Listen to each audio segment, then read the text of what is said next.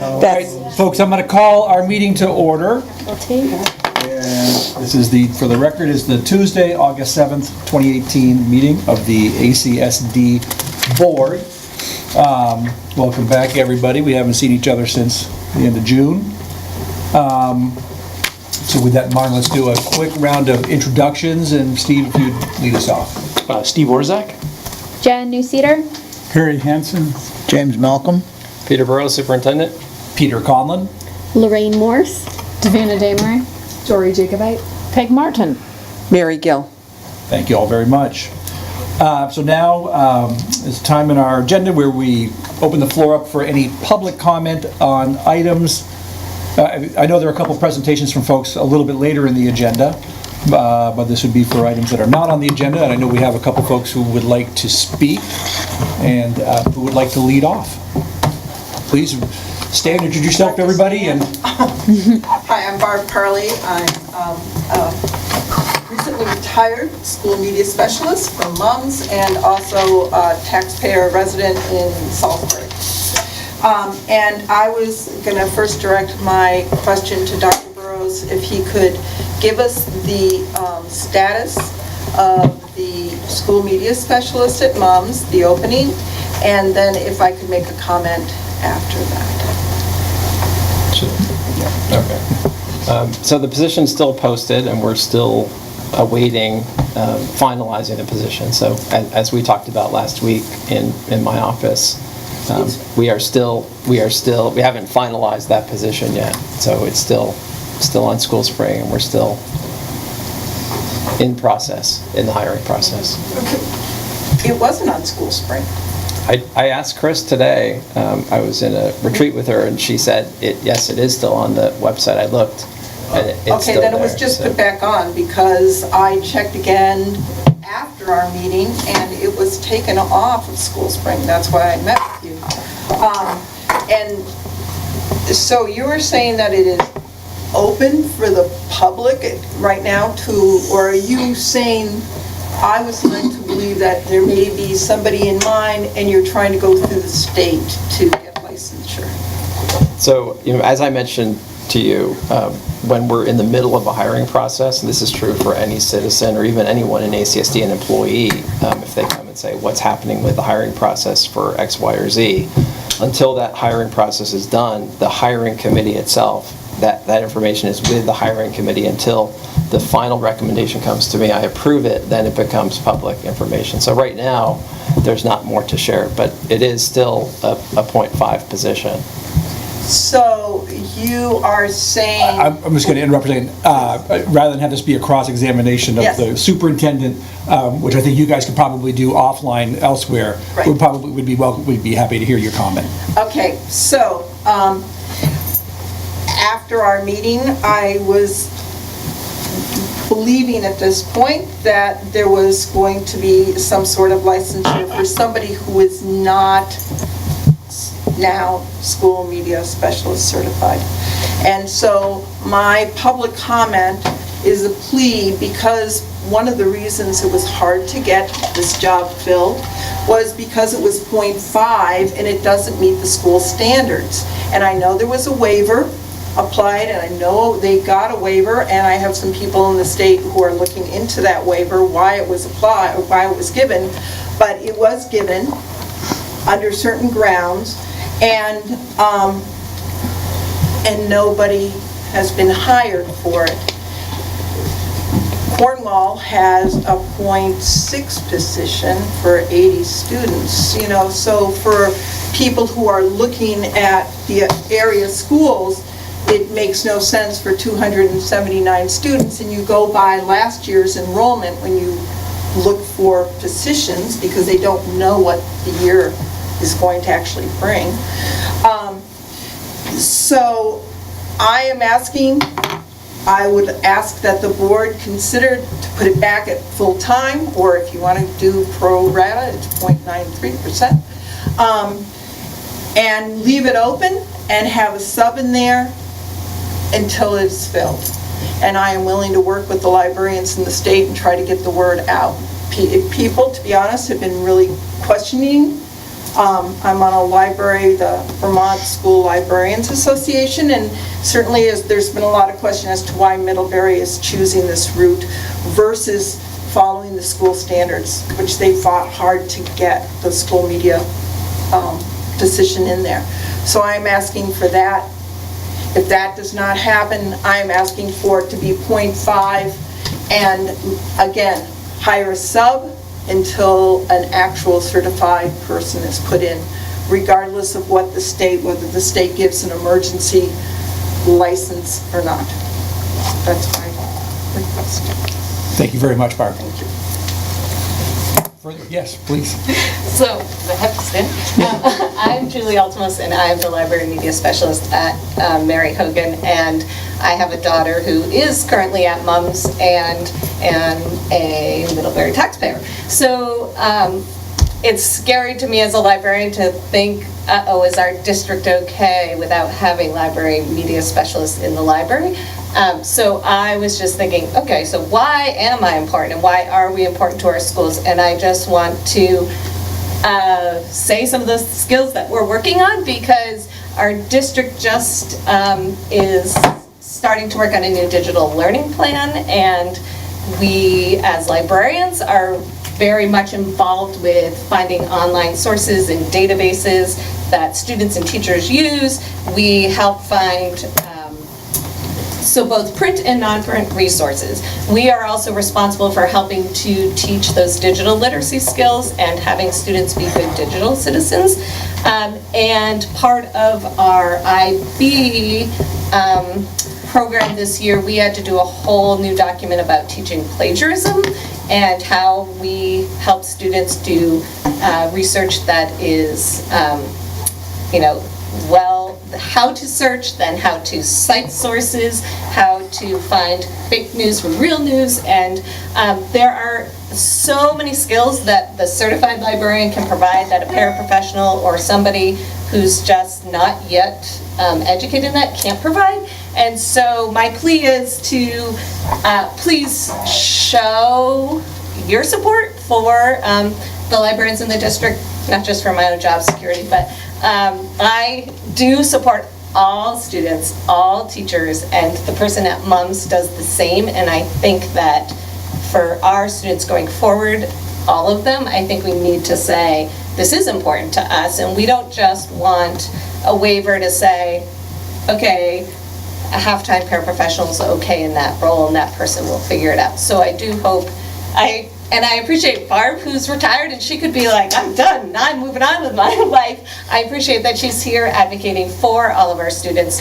and that we're not just settling for anybody that can create that. I mean, there's collection development, there's finding the best, newest books to support curriculum. I mean, I don't know. I run around all day. I know that the middle school program can be vibrant, and I think that I just hope it's valued by everybody, and I don't know that everybody knows what's going on behind the scenes in the library media center. So I'm here to say, please, I don't know, value that, and hopefully it's open, because someone I know did apply and she said it was taken down, what's going on? I was like, I have no idea where we're at, but I do hope that it is open until there is a qualified applicant found for that space for everybody.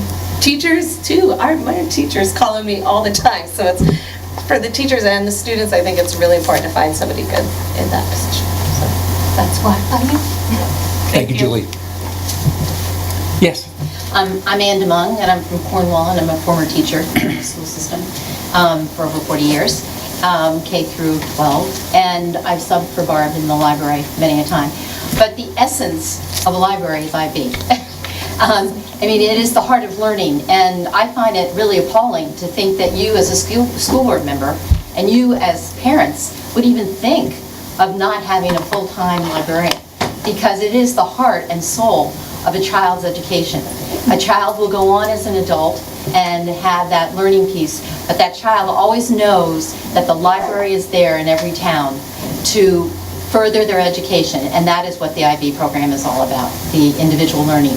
And so I would hope that you would reconsider, because I think I've worked really hard. In Cornwall, when we first moved there, there was no library, and so several parents started that library back up, because it had been, but there again, not enough money. And what we quickly showed is that the essence of child's learning, no matter whether it's in kindergarten or in 6th grade, was using the library to extend their own learning. Teachers can do a lot, but it's really the heart and soul of a library. It's also the ability for kids of all stratus, in terms of abilities, to find something that can push them, their own learning, their own interest on, and continue that further.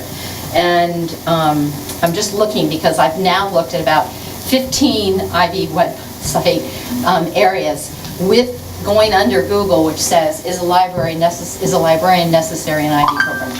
And I have yet to find one that says no. So I'm just saying that we who have spent a lot of money as a taxpayer in an IB program to support it, both educationally, as adult, as a community member, I would hate to look at it and to realize that we didn't do the essence of an IB program by cutting back on the library, by not having somebody that is there, that is, somebody that has a license in that area, that can really work hard to get kids to further their education that way. And just looking at my little notes from all that, and it is really important, I think. I applaud this district for going K through 12 IB, because I think, and having had kids, I have 2 grandchildren that have been in an IB program that were in kindergarten and 1st grade, and even they went to the library every week to do research of their choosing as in an IB program, and they loved it, because it wasn't just books, it wasn't just computer, it was also what it opened up in terms of the media. So I hope that you will reconsider and really try to put some monies into that program to make that a full-time piece. Thanks. Thank you very much, Ann. Anyone further? Yes, please.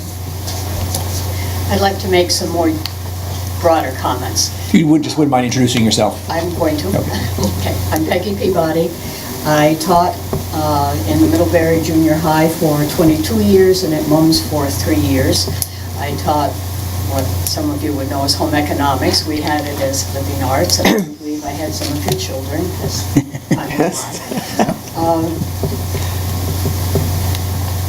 I haven't stood up and said anything in front of people in a long time, so I'm not feeling very fluent about the whole thing.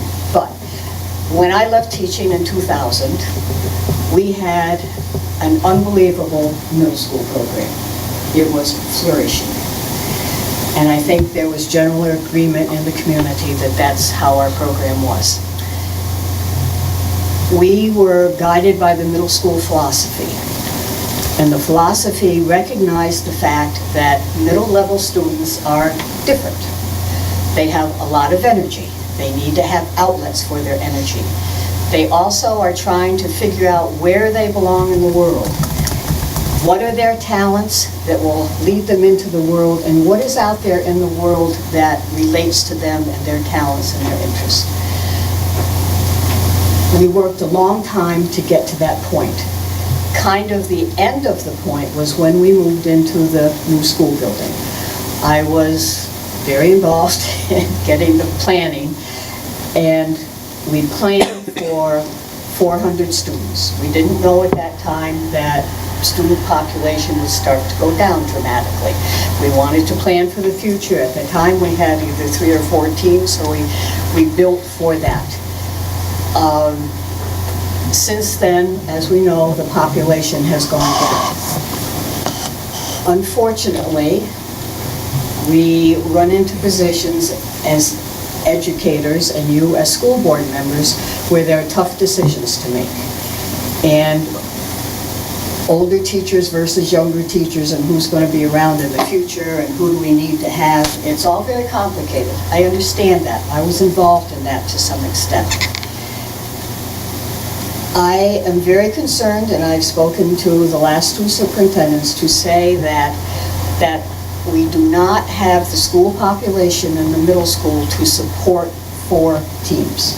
We need to be at 3 teams and free up the money that is going into the 4th team to support the other activities that students need. Personally, I think they need my area, but I also understand that there are probably no teachers out there who are qualified.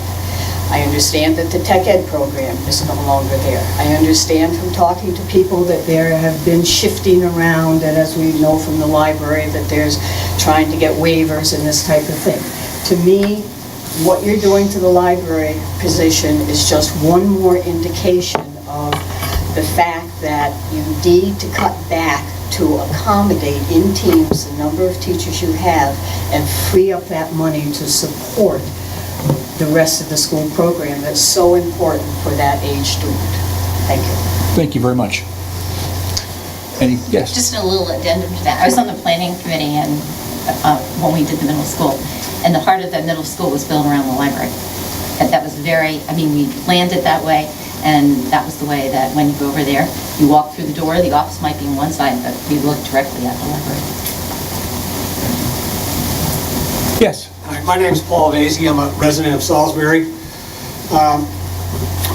I just want to second all of the comments that have been made, and I don't have a huge knowledge of IB, but I will state that having a library as part of IB seems to me to be what should very much happen, and I support that. Thank you. Thank you all for coming out and, in the middle of the summer. It's appreciated. We hear you. And, we also have our own further discussions as we move into the fall about what comes up in successive years. And, we'll take your input not only for the immediate conversation, but later as well. Thank you again. You all spoke very well, I will say. Thank you. No, but I mean, there was good data there. Why don't you ask? Yes. Can I make a response? Or do you want us to wait until later? Well, this is just the time for public comment, and if we want to have a board discussion about it, is something we should agree to put on the agenda, or take it up a little later. All right. Yes, I'm sorry. Yes, Julie. There's just two other things that popped into my mind I didn't say. So the other piece of it is that we just lost a tech integrationist in our district, and so the person who was just really helping teachers and students do a lot digitally the last 2 years is now accepted a position elsewhere. My understanding is we are not, from Will Hatch, we are not refilling his position, so now we have someone who's really been supporting students with technology. Our tech integrationist is now not being replaced as well, which is scary to me.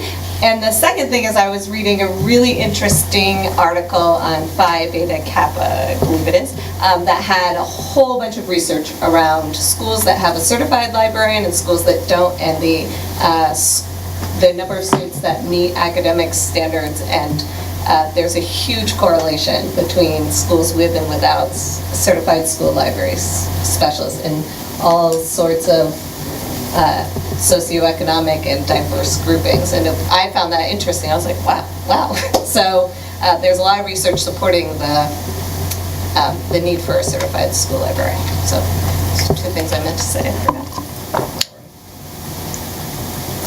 Thank you. We'll move on to the minutes of June 18th, and would welcome a motion that we adopt the minutes of June 18th. So moved. Yeah. Second. Yeah. Thank you. I'll start off with any changes. Under E, second paragraph, bias finding, dash, Peter Conlon will report back to us. That should be Peter Burrows. I was called Peter Conlon yesterday, too. Yelling at me, "Hey, Peter Conlon!" Oh, this paragraph was a heavy lift. I just didn't have you do it rather than me. Anything else? Yes. Lorraine. Well, a minor thing, yes, I was not here for most of the meeting, but I did show up at the end of the meeting, so I was here for part of it. I don't know whether that really counts or not, but it said I was Sure it absent. counts. And I Yes. The count. Well, you put it the way you used to put it on minutes and just say, arrived very late. That's fine, but I did arrive. It was only for Mark Perry. Yeah, it was work. All right, all those in favor of the minutes as adjusted and submitted, please say aye. Aye. Anybody opposed? And the minutes have been adopted. I abstain. I'm sorry. Should I abstain because I wasn't here for part of it? Steve abstains. I do. Mary and Jory. Oh. I'm taking notes by default because I don't think anybody's here to take notes. You are nice. not. Oh, perfect. But if you want to take them, that's fine. We can both do it. That's good. Well, no, there's no reason for both of us to do it. I kind of always do a little bit, but that's okay. All right, before we go into bills, see, Peter brought some leftover food from, he had a retreat with admin folks today, and please ask for it, or we'll pass it down and help yourself. Wraps. And brownies and Wraps. cookies up Wraps on and the cookies. table. Brownies and cookies up on the brownie bites. Yeah, and so feel free to get up as we go through, and I say that because you may want your energy level up, because we got a lot of bills to approve. Yeah. Over to you, Chip. I'll just, a preamble, because it's been so long. I think our last meeting was the 18th of June. And just for board members to refresh your memories, every week, 2 board members approve the bills that are presented to us. Those bills come into the office from all the schools, are sort of collated, they have been processed, somebody has signed off on every one of those bills, be it buildings and grounds, be it business manager, be it superintendent, principals, special education, all of those have a stamp and they are approved that they're legitimate bills. We then go ahead and get a huge stack, sometimes it's this high, of bills that 2 members of the board review. When we review those, we're basically, I mean, I can't remember a time we said, don't pay this. However, there are times when we will question what it means. When we sign off on the sheet, the 2 members, and then it comes to the board, what this board is doing is basically validating the 2 board members that have okayed the bills to be signed, or the bills to be paid. So as of today, let's say I did it, Mary did it, and the treasurer came in and signed those bills because we had both okayed them already, and yet now we are approving them. So just so people understand that process. I also would thank those people that picked up the ball this summer and did it when some of us weren't here. So thank you. Let me just go through them quickly. You have to bear with me because I guess I have to present them all, correct? Yes. Okay. June the 25th. We could perhaps do all of them in one full vote. You want to read through all of them? Oh, yeah, I'd rather just do it in one full vote. I just didn't know whether we needed to review the numbers, if that's the case. We do just need to, the totals. All right. June 25th, these were read by myself and Victoria, was $220,911.87, and payroll expenses of $2,850,160.41 for a total of $3,071,074.34. A lot of money that month because a lot of prepay over the summer.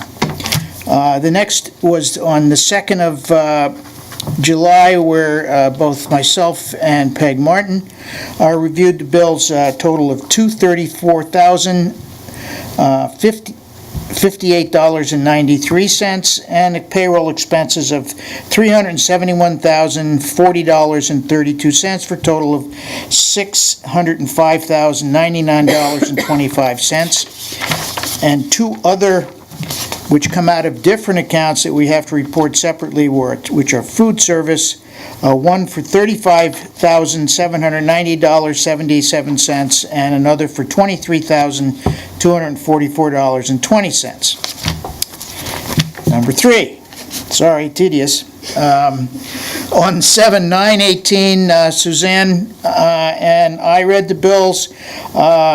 this is a good one. $59,083.58, a $40 withdrawal fee, to a total of $59,123.58. We like those. Chip, would you repeat that number? Now, I'm gonna give you all these. Oh, all right. All right, well, I can do it again if you want. Just that last one. 59,123.58 was the Okay, total. thanks.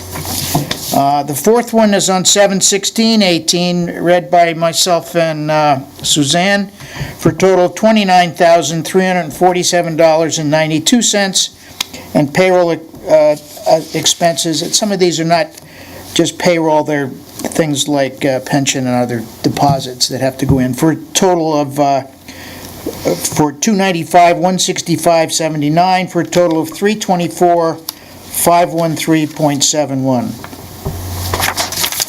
Fifth one, on the 23rd of July, Mary Gill and I read the bills. General Fund, $113,871.48. Payroll expenses, $33,285.57.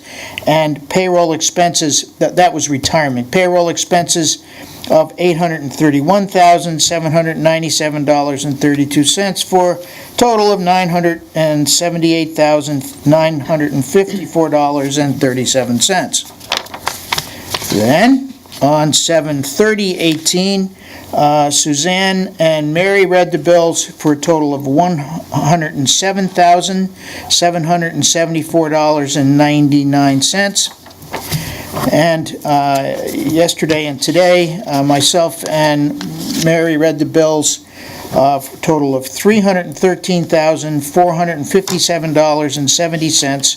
Payroll expenses, $223,040.57, for a total of $536,498.27.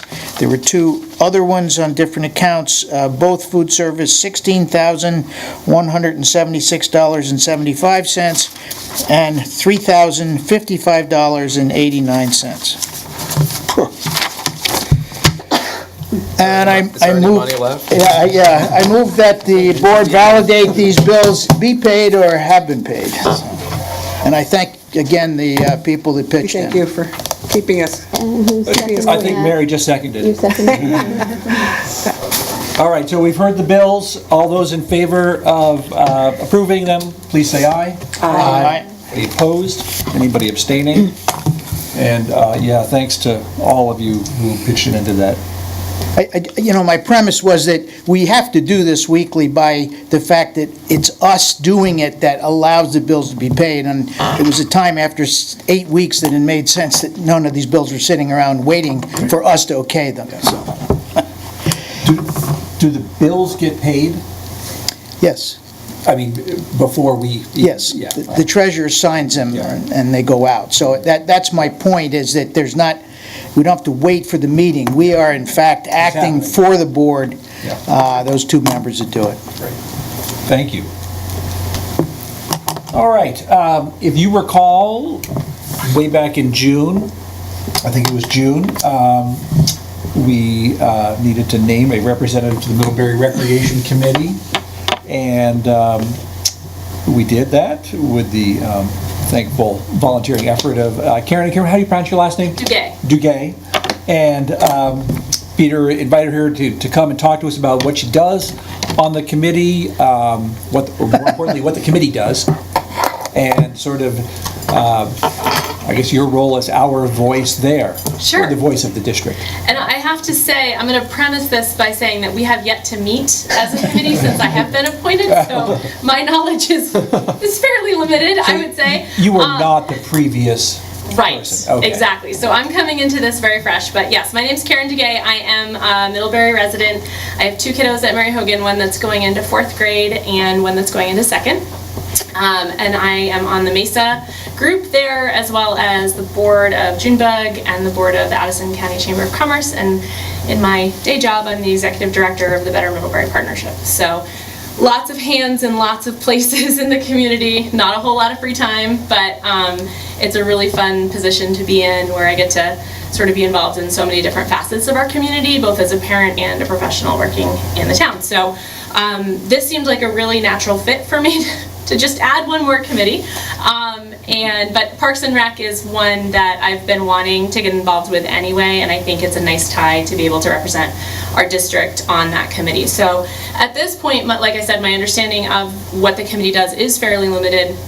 But so far what I'm understanding is that we essentially oversee the Parks and Rec department activities, and we help guide Dustin, who is the new director, in his decision making as things come about. So in terms of the representation of the district, I'm really open to hearing what it is. The person that I'm assuming somebody had this position prior to myself, and I'd like to know what sort of reporting and accountability you'd like to see back from me, as well as what your expectations are of me representing the district. So I don't know if we can, if it's appropriate to have a discussion or how that works. Yeah, I think it's somewhat new because we weren't a unified board previously, and now we are. So it was really representing more somebody from Mary Hogan or somebody from UD3.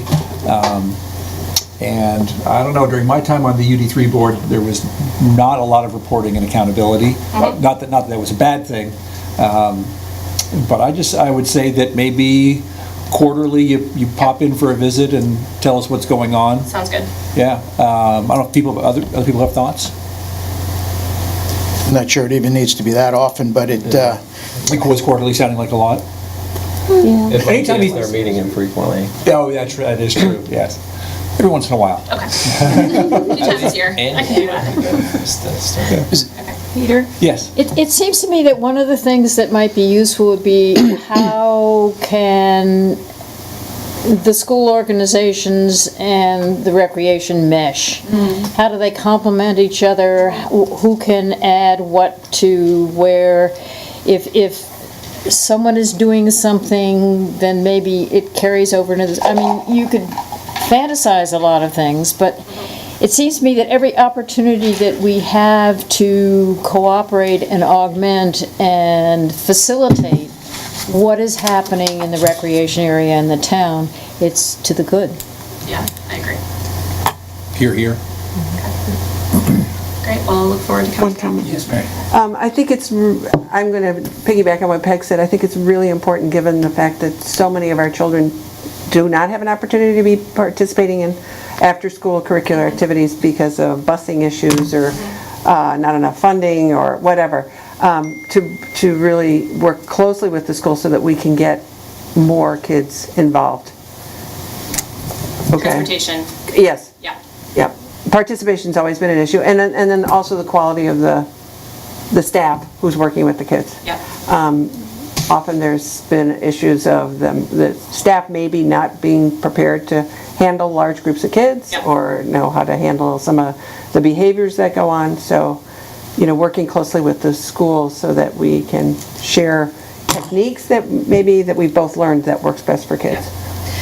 One of the things I'll come back to probably Peter or Dr. Burrows about is the idea of sort of reaching out. I think certainly from Mary Hogan, I think April in the front office is sort of on the front lines here a little bit when something is wrong with a soccer transition or something like that. And I would like to get the contact information for the folks in some of the other schools who maybe are hearing something similar so that I can kind of stay updated into some of this stuff, because I definitely am a lot more day-to-day at Mary Hogan, so I'd like to be able to have access to that information from the other schools. So I'm sensing, I think probably transportation is going to be a bigger issue for these other schools because so many of the rec programs are right here in Middlebury. So yeah, I'm looking forward to kind of diving into this and updating you with what I can learn.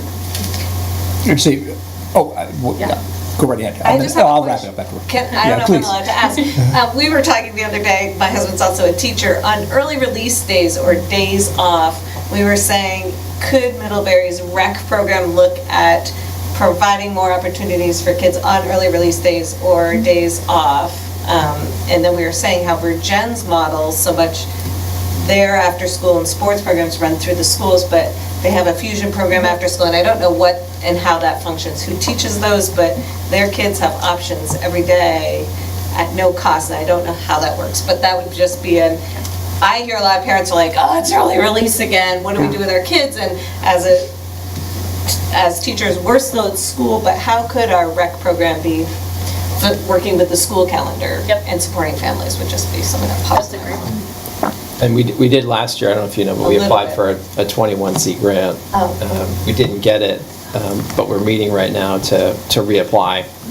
And that was a partnership with Mary Johnson to increase extracurricular support after school, yeah. That's funded. It's a definite need. And especially, I mean, there's the Middlebury need, there's also the smaller towns, which there's a scale issue in terms of support there too, so we're working on that. We are working on, Weybridge and Cornwall are actually working on a partnership right now to bring kids from Cornwall over to Weybridge after school through a grant, through Mary Johnson. To share an after-school program. Yeah. Didn't they bus kids in this year to Mary Johnson from Cornwall this year after school? There was like a bus. Directly to Mary Johnson? Yeah, to the Mary Johnson after school. Salisbury used to bus kids in Somebody too. brings a bus in, but I don't know which town it is. Yeah. To Mary Johnson. It was a while ago. Yeah, I was going to say, it was Salisbury, it was more than 5 Mary years Johnson ago. has a series of after. Right, this is before you had an after-school Bus that arrives program. every day at Mary Hogan around like 3:05, but I don't know which school brings kids over for Mary Johnson. The only thing that I would just add is that when the new facility was built, and they're in walking distance of all of our 3 schools, there was a great opportunity to provide more programming for those kids who aren't necessarily in sports. And as I recollect, Terry was really big on that, and it seemed like it was growing, and that's great. And just like to see that continue. Yep, okay.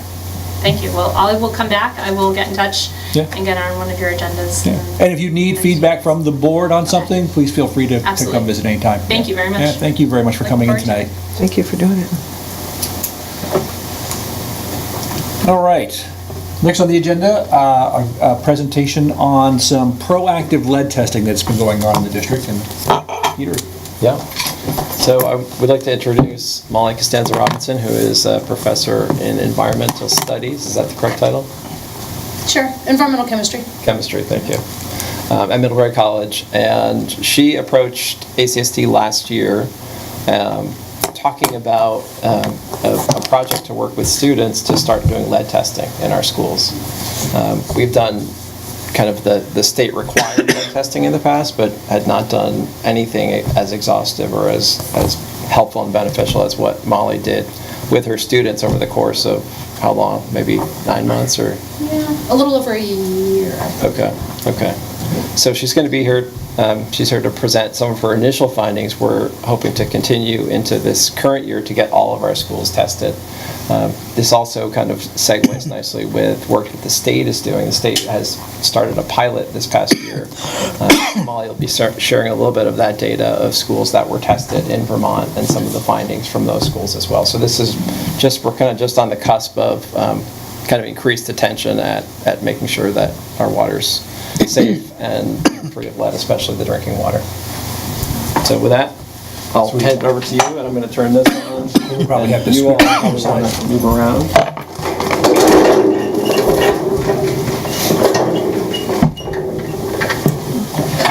Unfortunately, I have to stay a little bit over in the corner to advance my slides. I didn't bring my clicker, but hopefully everyone can hear me. I'm used to kind of yelling in big lecture halls, so hopefully that'll be good.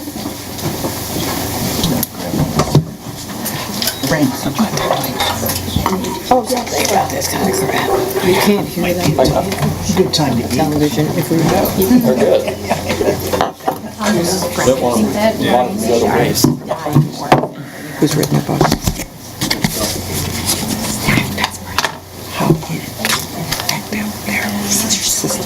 I did, they're super good.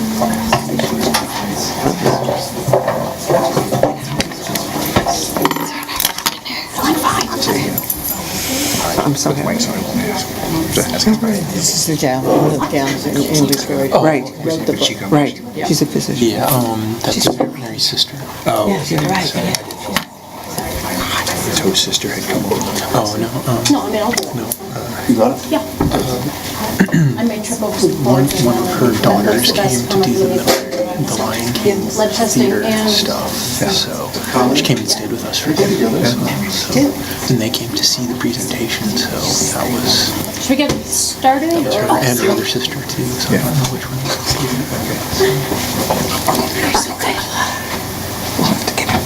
Okay, well, I'm happy to be here, glad to share some of the work that I and others have been doing. And really, my goal here is to give you guys some information and answer any questions you may have. So if there's, question as I'm going through, just interrupt me, ask me questions as we go. If it's something bigger that you want to discuss, maybe that's better left to the end, I don't know. But just, I figure, ask as many questions as you have. So thanks, Peter, for the introduction. I'm an environmental chemist and environmental studies professor at Middlebury. And these are a bunch of the students that have worked on this project with me over the last year or so. And if there's any questions that you don't get to ask today, contact information is here. I also have put up a website that has much more exhaustive description of the project, the methods, the results that we found, and I'll also post additional information that Eric will be talking about today, which is what has been done since. So if I find that there's lead in something, Eric, which, do you know everybody, I imagine? They all know who I am. They all know Eric. So he'll add to this and kind of say where we've been going from there, and I'll do my best to get that posted to the website as well. I always like to put my acknowledgments up front. It's really been great to work with Peter. I've been working closely with Eric and also with Bruce on this project, so it really wouldn't happen without them and without their interest in this project and really taking these proactive steps. And also just acknowledge some help at the college. So I thought I'd just really briefly provide a little bit of background on lead. I'm sure everyone's kind of read about Flint and such things in the news. We are not Flint, but there are many Flints out there. There is a nationwide issue with lead, and so I'll give a little background on that. A little bit about our study, that's really where I'll spend the most time. We'll talk about next steps at ACSD, and really I shouldn't say next steps, I should say steps that Eric is already taking to address some of the issues that we found. And then as much time for questions as you guys would like. So why is testing for lead important? Probably many of the things that you already know. It is a neurotoxin. So it damages the brain and the nervous system.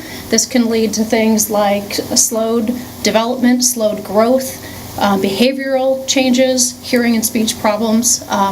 Documented increased exposure to lead leads to lower IQ, decreased ability to pay attention, underperformance at school. Okay, so these are pretty significant issues that are possible if someone is exposed to enough lead. Lead can be removed from the body. It does accumulate over time. It can be removed, but often the damage is irreversible. And that's especially true if that damage is during important growth developmental periods, such as childhood. So kids are a pretty important demographic to be thinking about with this. The Center for Disease Control says there is no known safe level of exposure to lead. So really the goal is zero exposure. And then you have to have some pragmatic decision making also entering that decision. Can we really get to zero? Specifically, why is testing for lead in schools important? There's 50 million kids that are in public schools, and the EPA, the Environmental Protection Agency, estimates that about 20% of U.S. children's exposure to lead comes through drinking water. So you have a lot of kids.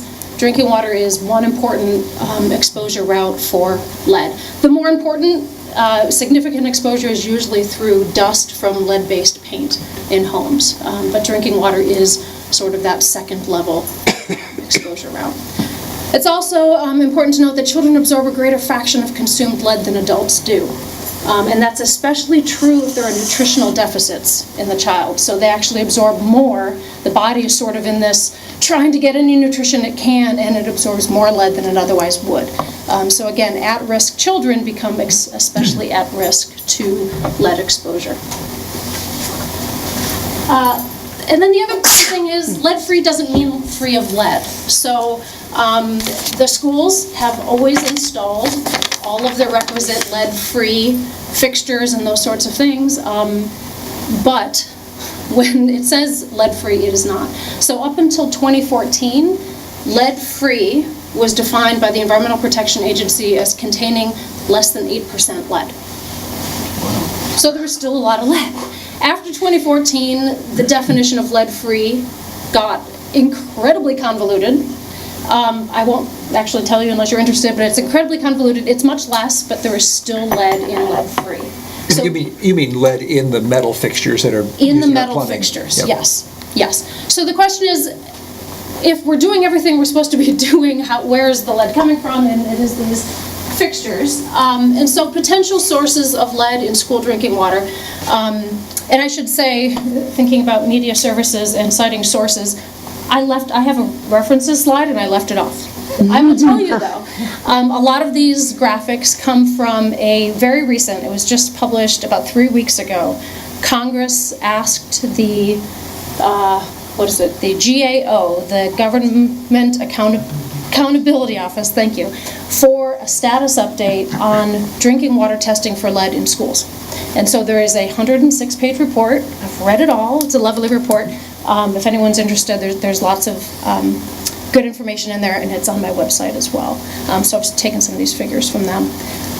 But potential sources of lead in school drinking water, even if you're following all the rules, you could be getting it from older lead solder, from pipes, from valves, etc. Okay? Because lead-free does not mean free of lead.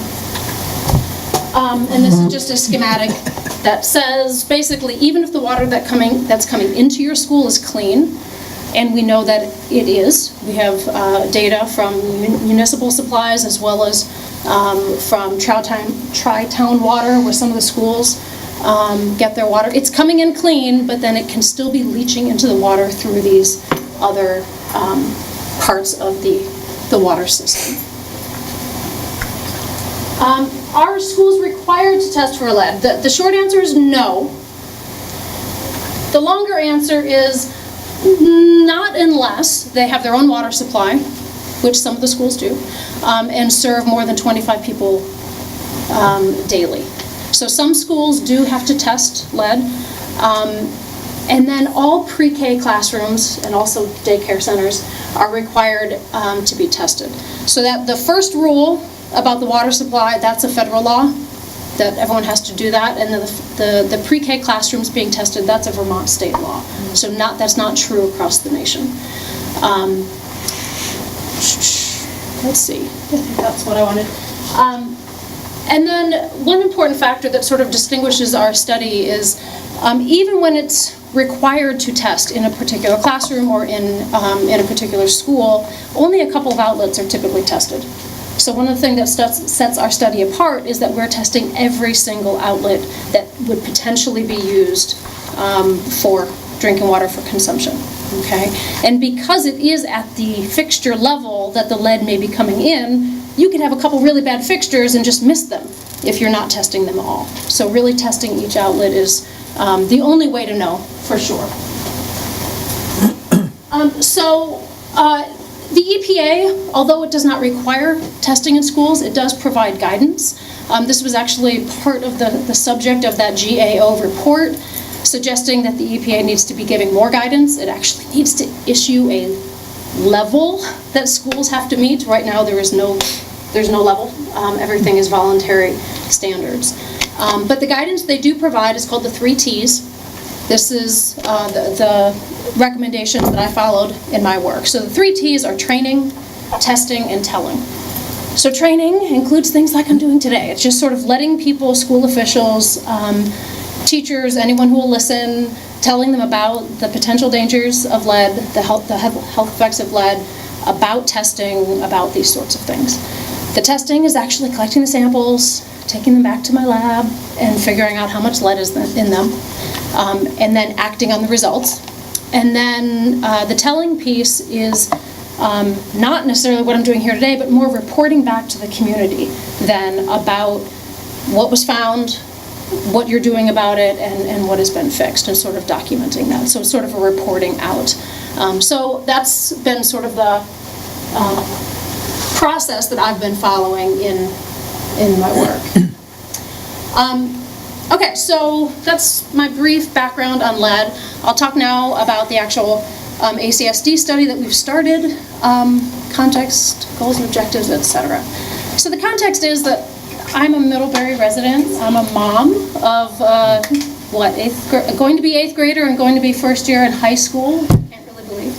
I was watching the Flint case, and I'm teaching my environmental chemistry classes, and we're talking about lead and corrosion, and I wondered, what about our school? What about Middlebury? So I called up colleagues at the state Department of Health, and I said, hey, what are you guys doing? What are the levels? What are state laws? I really didn't know the policy side of things.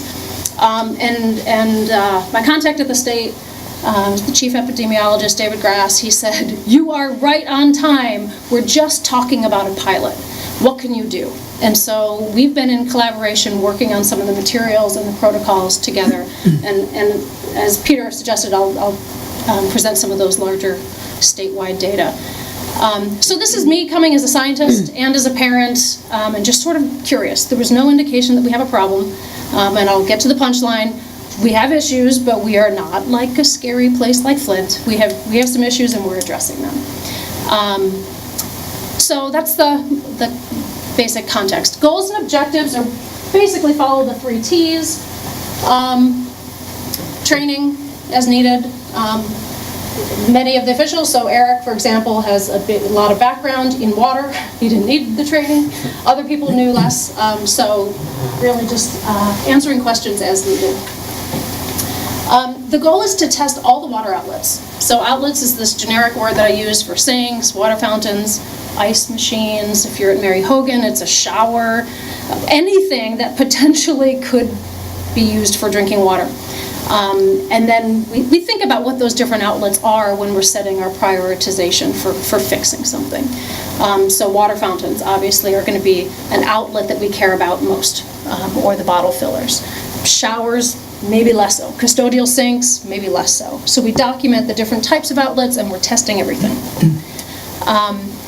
The 2 things that we do when we're testing is to estimate the lead exposure. The way we take the sample is supposed to be representative of a child filling up a glass and drinking it first thing in the morning when they get to school. And then the second part of it is to determine the likely source of the lead. So as I said, it might be the fixtures. It might just be that actual faucet right there that you have your hands on and you're getting your water out of, or it might be pipes and solder connections that are deeper into the walls. And that's important because if you're going to fix it, you got to know what the problem is, right? Do I have to dig into the walls to fix this, or can I just swap out my water faucet? Okay? So there's 2 types of samples we take to determine those 2 things, and I'll talk about that in a second. Finally, a study objective is just to tell the 3rd T the results and make recommendations regarding some appropriate or prioritized corrective actions. So the testing we've done to date, we've done the building that we're in. We've done Mary Hogan, Bridport, and Shoreham, and we're hoping to finish the remainder next fall and winter. Okay. So I thought I would just walk through a little bit of the MUHS outlets to give you a sense of how it would go at any school. I'm not necessarily getting to all the nitty-gritty details of all of the numbers, although if you have questions, I can try to answer those, and Eric can as well. But more just the process, a bigger picture. This is what we do when we go into a school to do the testing, and what are the types of findings that we have. So the first thing I do in a school is to map the water outlets. You actually have to know how the water is flowing within the school in order to test it properly. So there's been some mistakes made by other school districts where they have tested things in the wrong order, or they've let things flush too long. There's lots of mistakes that can happen. New York City had to redo all of their public schools testing because they sampled incorrectly. And they went from detecting lead in about 3%, elevated lead in about 3% of the schools, to 43% of the schools. So how you sample matters. It's really important. And Flint was also a case where the state was telling residents to sample in a way that is appropriate for on the municipal water supply side, but it's not the right way to sample. It's not what the EPA guidance suggests for the actual consumer side of things. So sampling is important, water flow is important. So this is the high school. We map different branches off the main flow. So you just look at the pretty colors, that's kind of all you need to see. Each of those is a different water flow line, and we sample in sequence from upstream to downstream. They're really tiny, you can't really see them, so I'll zoom in on this section right here, because it's where we're sitting, sort of, I think. This is what it would look like. There's little dots that represent every single outlet, different shapes, circles are sinks, squares are water fountains, etc. And we give them these nice labels so that we can correlate that with the samples. Yeah, my main entrance is off by no, that's about right. But this is what I would do for the entire school, for all the schools that I'm testing. The first type of sample, when we actually go to do that, is called a first draw sample. So we go into school on Saturday at 6 a.m. This is how I know my students love me. I treat them to Middlebury bagels at 6, and we get to the school by about 6:20, and we start our sampling. And the thing is, we have to be the first one to take water out of the tap that day. That's what the first draw means. So it's supposed to have sat in the pipes 8 to 18 hours. It equilibrates. If there's going to be lead dissolved, it should be in the water. We take that first 250 mils out of the faucet, and that is what provides us with that estimate of what a kid would drink if they got to school and opened up their water bottle and filled it up. Okay. We're comparing these first draw samples to 2 voluntary guidelines. So there's no requirement to test, and there's no magic number that the EPA says a school should be below. So everything is voluntary. The EPA action level is a level that's used on the municipal supply side. It's an action level when the situation is bad enough that they have to do something instead of letting the resident take care of it. Okay, so it's not a safety level, it's a you're on the hook for paying for it level, right? It's not a safety level. But that's 15 parts per billion, and that's what the state is using as an action level for the schools, the Vermont state. Again, it's just a voluntary thing that the state is doing.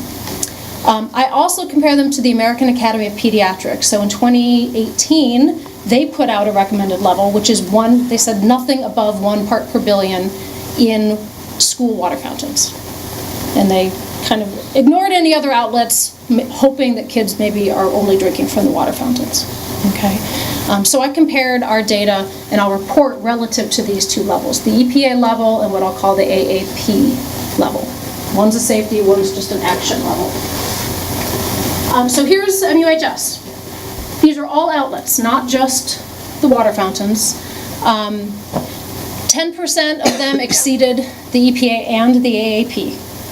So that's actually 12 outlets in the school exceeded, and they went up to 41 parts per billion is the concentration unit that's used. So again, 15 is the EPA action level. Some of the sinks in particular were hitting 41. Okay. 69%, can't read that very well, but a bunch of outlets exceeded the AAP level, but didn't rise to the level of surpassing that EPA action level. The lighter green, I can detect it, but scientifically I can't give you a good number.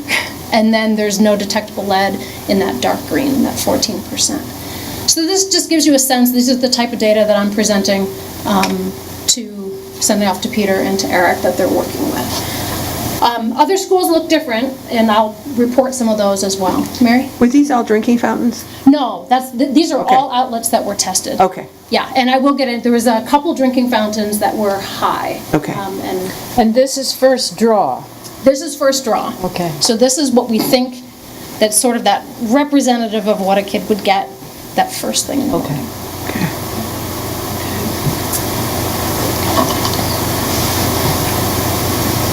Just to give you, again, zoomed into the same region, some of the EPA exceedances that we can see. One was a locker room sink. Maybe someone's filling up a water bottle before heading out to practice. Hopefully not. There's a lot of bottle fillers in this school. Eric's installing more. Do you want to jump in and say? No, you're doing fine. Okay. One, the pizza kiosk sink. This is one that concerned me. This is right out there by I call it the pizza kiosk. I don't know what it's really called, but that's a sink that had pretty high 26, so exceeding the 15 ppb action level by a good margin. It is not a food preparation sink, it is a hand wash sink. It's a hand wash sink. It's a hand wash sink, yeah. Does it say hand wash sink? Yes. But The kids can still fill up their bottle. Fill up their bottle. Yeah, so But that would typically be an adult working for the Abbey group. It would not be a student going behind that pizza pig to that little faucet sitting on the wall. Oh, so it's not that accessible for a student? It's there, and, you know, we have 18-year-old kids in this building, so could he or she? Absolutely. Do they? I very highly doubt it. Okay. and I think that's the question, as the kind of outsider, sure, my kids are here, once in a while I say, hey, do you drink from that? Not really scientific data collection there. I provide the information and sort of prioritize based on the outlet type, but it's definitely the folks who are in here, in the building, using these things who are going to know better exactly how it's used, and that will certainly go into how, the best prioritization of what to fix first with limited resources. So when I make a recommendation, it is based not on exactly knowing how many kids are using what sink when and for what. I don't have that information. But what I'm prioritizing it on is basically the level and sort of could kids access it? Is it convenient, right? So EPA exceedances are always given highest priority in my recommendations unless there's minimal chance for consumption, and I really mean minimal. So if it's in a custodial closet that's locked and it's a sink, a floor sink that they fill up, I will put that as a low priority for fixing. Otherwise, if it's a sink, even if it's in a bathroom, my kids say, yeah, sometimes I fill it up in the bathroom. So if it exceeds that EPA action level, that's my prioritization. That's just me and my report, and the school can kind of interpret that how they will. AAP exceedances, priority depends on the frequency of use, so it's not sort of an automatic thing. Ultimately, this is the type of data that is at the end of the report. Anyone in the future could look back at the report, they could look at the map, see the outlet ID. I'm not expecting you to look in any detail on this, but sort of just to give us a sense of, here's my highest priority, the exceedance level, here's why, either the EPA or the AAP. What's the concern? It being actually intended for consumption is a bigger deal than if it's just potential for consumption. And then I have them ordered from highest concentration to lowest within each category, again, so the school is able to prioritize the resources as they see. The second type of sample I do is the flush sample. So after I collect the first draw, I kind of figure out what kids might be being exposed to, potentially. I let the water run for 30 seconds, and then I collect the next 250 mils. So what that's doing is pulling water from deeper in the system. And so if it's not in contact with that fixture, now we're sampling water that's just been in contact with the pipes, with solder connections that are deeper in there, to know if that's the problem. So if the flush sample, if the lead is pretty low in that, which has almost always been the case, then we know the high lead was coming from the fixture and not from the pipes. If that flush sample is still high, or it's higher than we'd like, then those deeper connections might still be a problem. Okay, so the high school and Mary Hogan both have some flush samples that are still relatively high. So there might be some deeper issues on some of those. I'm sorry, what you were just saying is that it's more common that the problem is in the fixture. Yes. I would have guessed the opposite. Yeah, me too. Yeah, that's so far what I've seen in the data. Yeah, it's been the fixtures. There have been no flush samples that have exceeded the EPA limit. All of them get down to usually those single-digit numbers. But if it's still 10 or 9 parts per billion in the flush, that tells you that lead is probably coming from something deeper. Talking about the fixtures, is there a certain type of fixture that's more problematic? Either company made or coming from another country, or how do we know which Faucets. Mostly the older ones. The older ones. So, the state of Vermont has passed a law that you, and just as she said, when it says lead-free, doesn't mean it is actually lead-free. Right. But they have passed a law where we are not allowed to buy or sell anything that contains lead, any fixtures. So anything that's in, you go to Abishon Hardware to buy a new faucet, it is supposed to be lead-free, according to what the law states.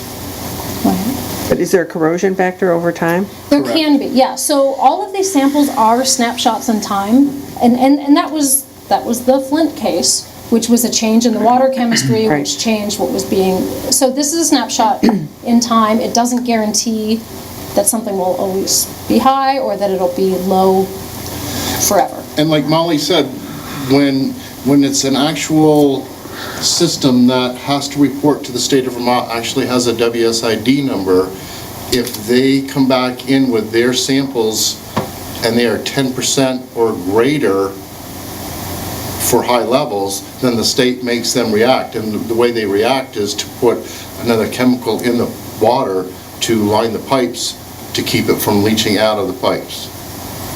So that's how a municipality does it.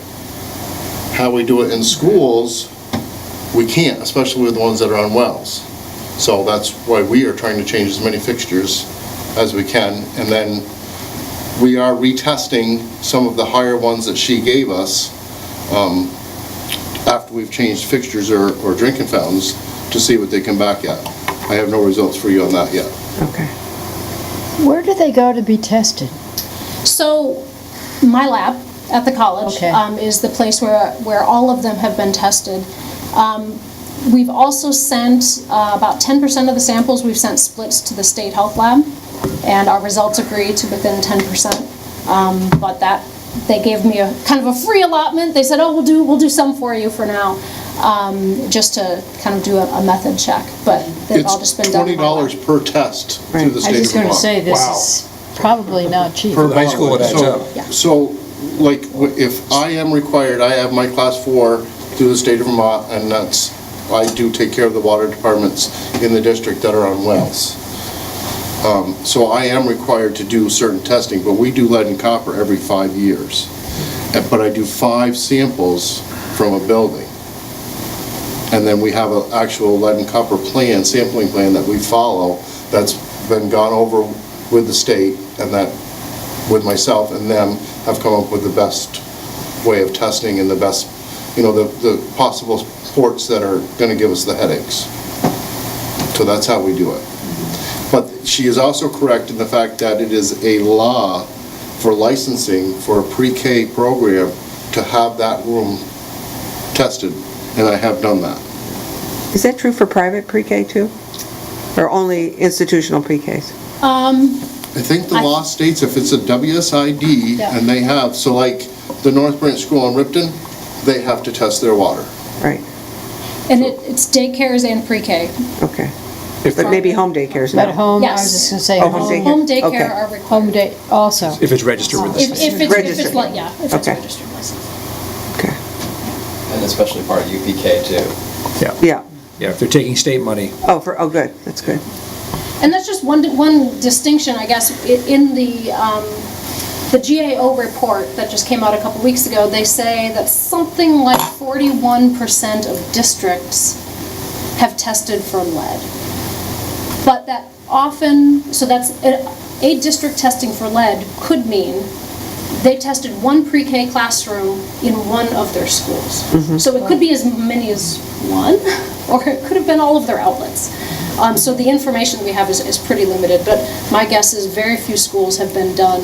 It's mostly the bigger urban city schools that have had all of their outlets done because they have pretty known problems with old infrastructure.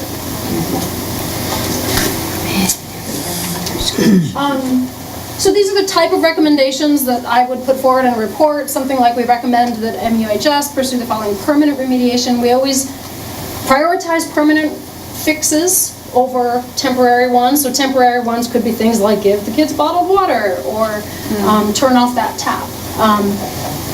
But permanent ones are always preferred, such as replacing them with lead-free, which I always use with quotes around it because it's not entirely lead-free.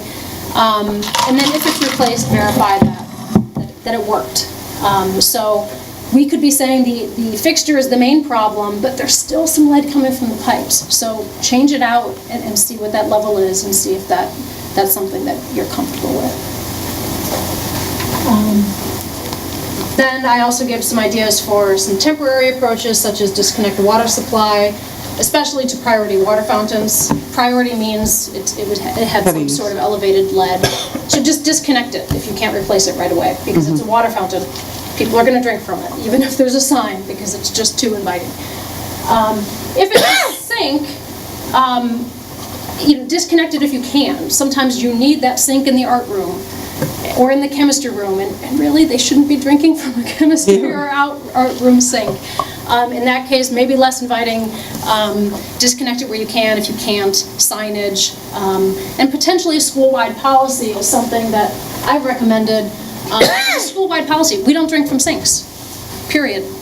Doesn't matter about location, you don't have to, is there a sign, is there not a sign, is it okay this time? It's just a policy that says we don't drink from sinks. That sort of, they could learn as they move up, as my kids come up Mary Hogan, go to Mom's, it's just the same policy throughout, is a possibility. So, to give you a snapshot of the other schools, again, these are all outlets. I didn't separate out just water fountains or just bottle fillers. But of all the outlets total, the number that have exceeded the EPA limit, MUHS, 12, Mary Hogan, about 3, nothing at Shoreham, came back above that. And that was an interesting one, Eric, because it does have some older fixtures. Correct. But possibly they have enough scale and anti-corrosion on the inside of them because of tri-town water, anti-corrosives. I will add one other thing to this fixture and why she's coming up with her results from Shoreham. Every one of the faucets in the classrooms in Shoreham are cold water only. Hot water will break down the lead much faster in a faucet or a line than cold water will. So I do believe, and I found it very interesting myself, so. But that's the only thing that I could come up with why we weren't showing it. Water. You have 2 And then Bridport just has a couple. And Shoreham and Bridport are both on tri-town water, so they're both on public water.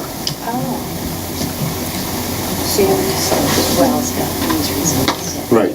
Yeah, I haven't gotten to any well schools We're anxious yet. for that, but I've been too busy this month, so. No, it's just interesting. And then here are the number of outlets that have exceeded the AAP. So MUHS, 82, Mary Hogan, 40-something. And again, all outlets, these are not all water fountains. I believe there was 2 water fountains at Mary Hogan and maybe 2 here at the high school that were high. One of the ones let me think, I think it was the one at Bridport. It was this dribbling, kind of leaky, no one would drink from it water fountain. I still took a sample in case you fix it and then you find out it's high lead. And so those are the kind of institutional knowledge that Eric has to help to prioritize and really interpret some of the data that I'm providing. I don't think that anyone's drinking from that sink, or I'm sorry, from that particular water fountain. Nor do Is I. that true of the weight room one at the high school too? Because water doesn't really come out of that, does it? But it was listed. Yeah, there was a piece of equipment in front of it. Yeah, I sampled it anyway, okay. because the equipment can move, and then somebody takes it. So does the water come out of it, Fletcher? I think Bruce disconnected that since, yeah. Because that's a place where kids are going to drink all the time, but they go out. Exactly, and that's why I included in the report, because it's a weight room, of course you're gonna drink if you can. So something has to be done, either unplug it or. That one totally caught my eye too. I was like, note to self, don't let kids drink from the weight room. Right, and that's not, bottle fillers, all bottle fillers in all schools have come back non-detect. Good. I use a very fancy instrument, I can detect really exceedingly tiny concentrations, and I cannot detect lead from any of the bottle fillers. Oh, so good to know. Good. Good for those. And I will say I have put them in every building. Really? Every building now has a bottle refill station, at least one in it. That's great. I got grant money from the solid waste district to do so. Very nice. So this is a larger Vermont context. So as I said, when I first approached my colleague at the Department of Health, he said, we're trying to get this pilot going, but But it was right after the state elections, and they had to kind of wait for the Agency of Education, Department of Health, funding, budgets. So they were delayed. They said, go ahead with your ACSD pilot. Just can't catch a break. In the meantime, they've done 16 schools. So that's what you can do. Instead of working with undergrounds, if you have lots of full-time professionals, you can get it done faster. Without bagels? They probably have bagels at the state. I'm sure they do. But this gives you a sense of the 16 schools. These are cumulative percentages. So blue is the AAP only was exceeded, and the red is the EPA, and it gives you the percent of all outlets that were tested. Okay? So if you just kind of go left to right, just highlight a few, Enosburg Falls, something like 90% of all of their school outlets exceeded the American Academy of Pediatrics safety level. Richford, probably the most concerning school on there, right? So 80% cumulatively exceeded one of the levels, and something like, I don't know what that is, 70% or so, exceeded the EPA limit. So But you don't know how many outlets they tested though, right? I do have those numbers, but this is percentage-wise. It's not the case that all of the high percentage are tiny schools. There's some high percentage that are big schools, and there's some, like Thatcher, I forget which one. There's one of the one that's has none is also pretty big. So big schools can achieve really low frequency of detection if it's newer, if they've been able to swap out all those fixtures. Yeah, but you know that if they tested all of their outlets. Oh, they did test all of them, I'm sorry. So the state and we used the same method. So we collaborated on how we're gonna do this, and we've used the exact same methods. They tested every outlet. I don't have all of, they have their results are posted online. I link to them from my website, so you can drill in and you can see water fountain.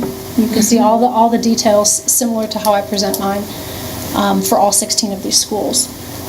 So if you know a particular school or think something might be a relevant comparison for one of our schools, those data are available. I've highlighted ours, Middlebury High School, so you can see relatively high percentage of total outlets, again, not just water fountains, which we care about more. I mean, in a sense, that doesn't... Right. It tells you it's above. It doesn't tell you how much it's above. So if you look at poor Richford, it looks like it's in trouble here. That could be a small amount above the EPA, or it could be a gross amount above the EPA. So in some senses, this is all extremely relative and not... Yeah, and I do have the actual numbers. It's just how do you present 16 schools. And those are all available online. You can click on Enosburg Falls, and you can get a sheet very similar to the table that I showed of our data. The state didn't publicly give the recommendations to the school. They gave it directly to the school. Right.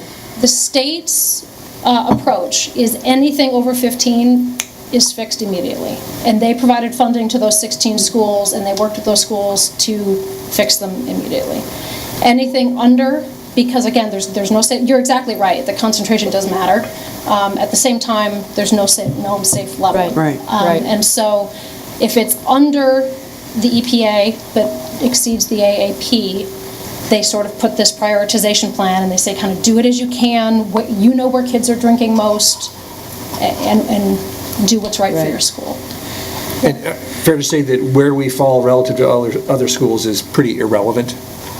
Yeah, I think it's just because if we got a problem, we got a problem.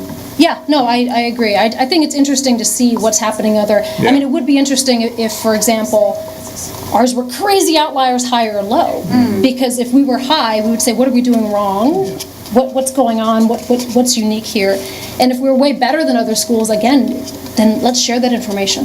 What are we doing with these other schools, and how can we be a model for others around the state or elsewhere? If you did like a 2-minute flush on everything, would you expect the numbers to drop way down?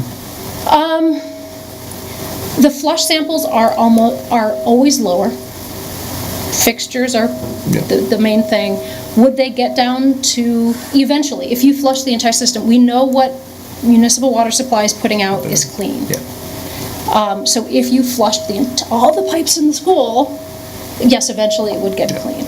And I'll tell all of you that I do go to every building before school starts in August, and I flush the water. All the water? Every water. I turn on every faucet. I walk through, turn on every faucet. I run the drinking fountains, I turn on the mops, everything that I can possibly turn on, cold water, not hot water, and I flush the system. And I've done it since I've worked for you guys. So when you say flush, do you mean 30-second flush, or do you mean No. total flush? Total flush. Wow. We're talking a good half hour in the building. Wow. More so in this building, more so in Mary Hogan. As you know, that Mary Hogan is large. So Places to turn on water. And these data are all with that first start of the year flush. One of the interesting aspects of the high school in particular that I hadn't thought of before the study was sensor-based sinks. So when we were going around, we'd say, oh, the water, it's out, the batteries are dead. Right. As soon as you replace the batteries, crazy amounts of lead because it hadn't been used because the batteries maybe had been out for a week or a month. So there's 8 to 18 hours of stagnant water. It was more like 3 months. So whoever's taking that first shot after the batteries are replaced is getting a big dose of lead. And we have since started getting rid of the battery-operated faucets. And I know, I mean, the reason for them, right? You don't want people clogging the sinks and running them over. There's lots of mischief that The bottle my ones kids must would- be operated, right? Or those electric? What's that? The bottle refillers, are those? Hardwired. That's hardwired, Hardwired. yeah. That actually plugs in. Okay. And they are all the bottle refill stations that I have put in are filtered. Oh, okay. So the next steps in the study are, this is the priority list that Peter provided. So basically, as I understand, it's from oldest to newest of the remaining schools. So because we expect older fixtures to be more problematic, let's test those older schools, older infrastructure first. So that's sort of my next piece of this. And I know, I mean, Eric's already been chiming in, next steps are continue replacing according to sort of the priority list. And according to what money I have. Yeah, the grants. And So that's kind of in order of the age of the building, isn't it? Yeah. I mean, this is, yeah. Did we qualify for any of the Department of Health grants for our above 15? They do not have specific grants. They had that pilot study. Oh. They said there is no current plans to extend the pilot.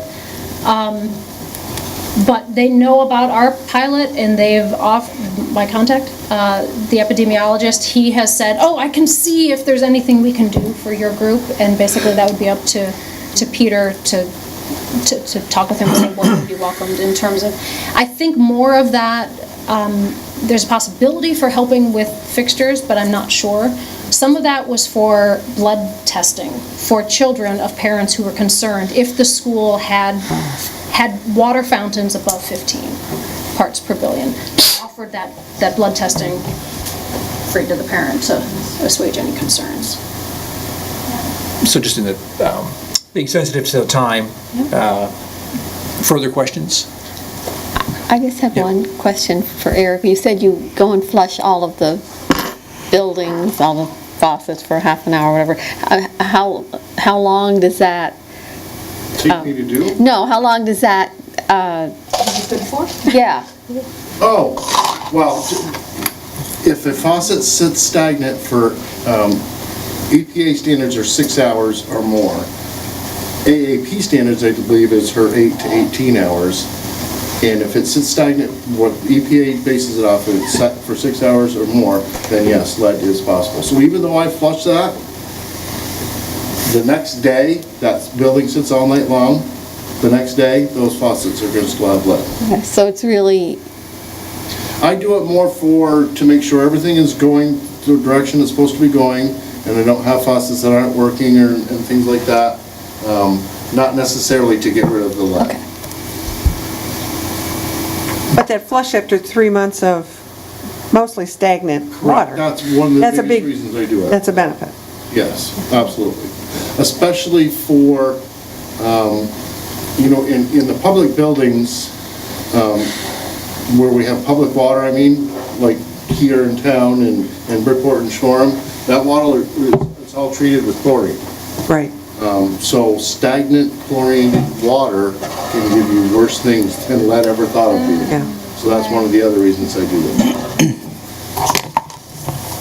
Can I thank you for doing this for our school district? I think it's phenomenal and a great opportunity for your students, but for our students as well.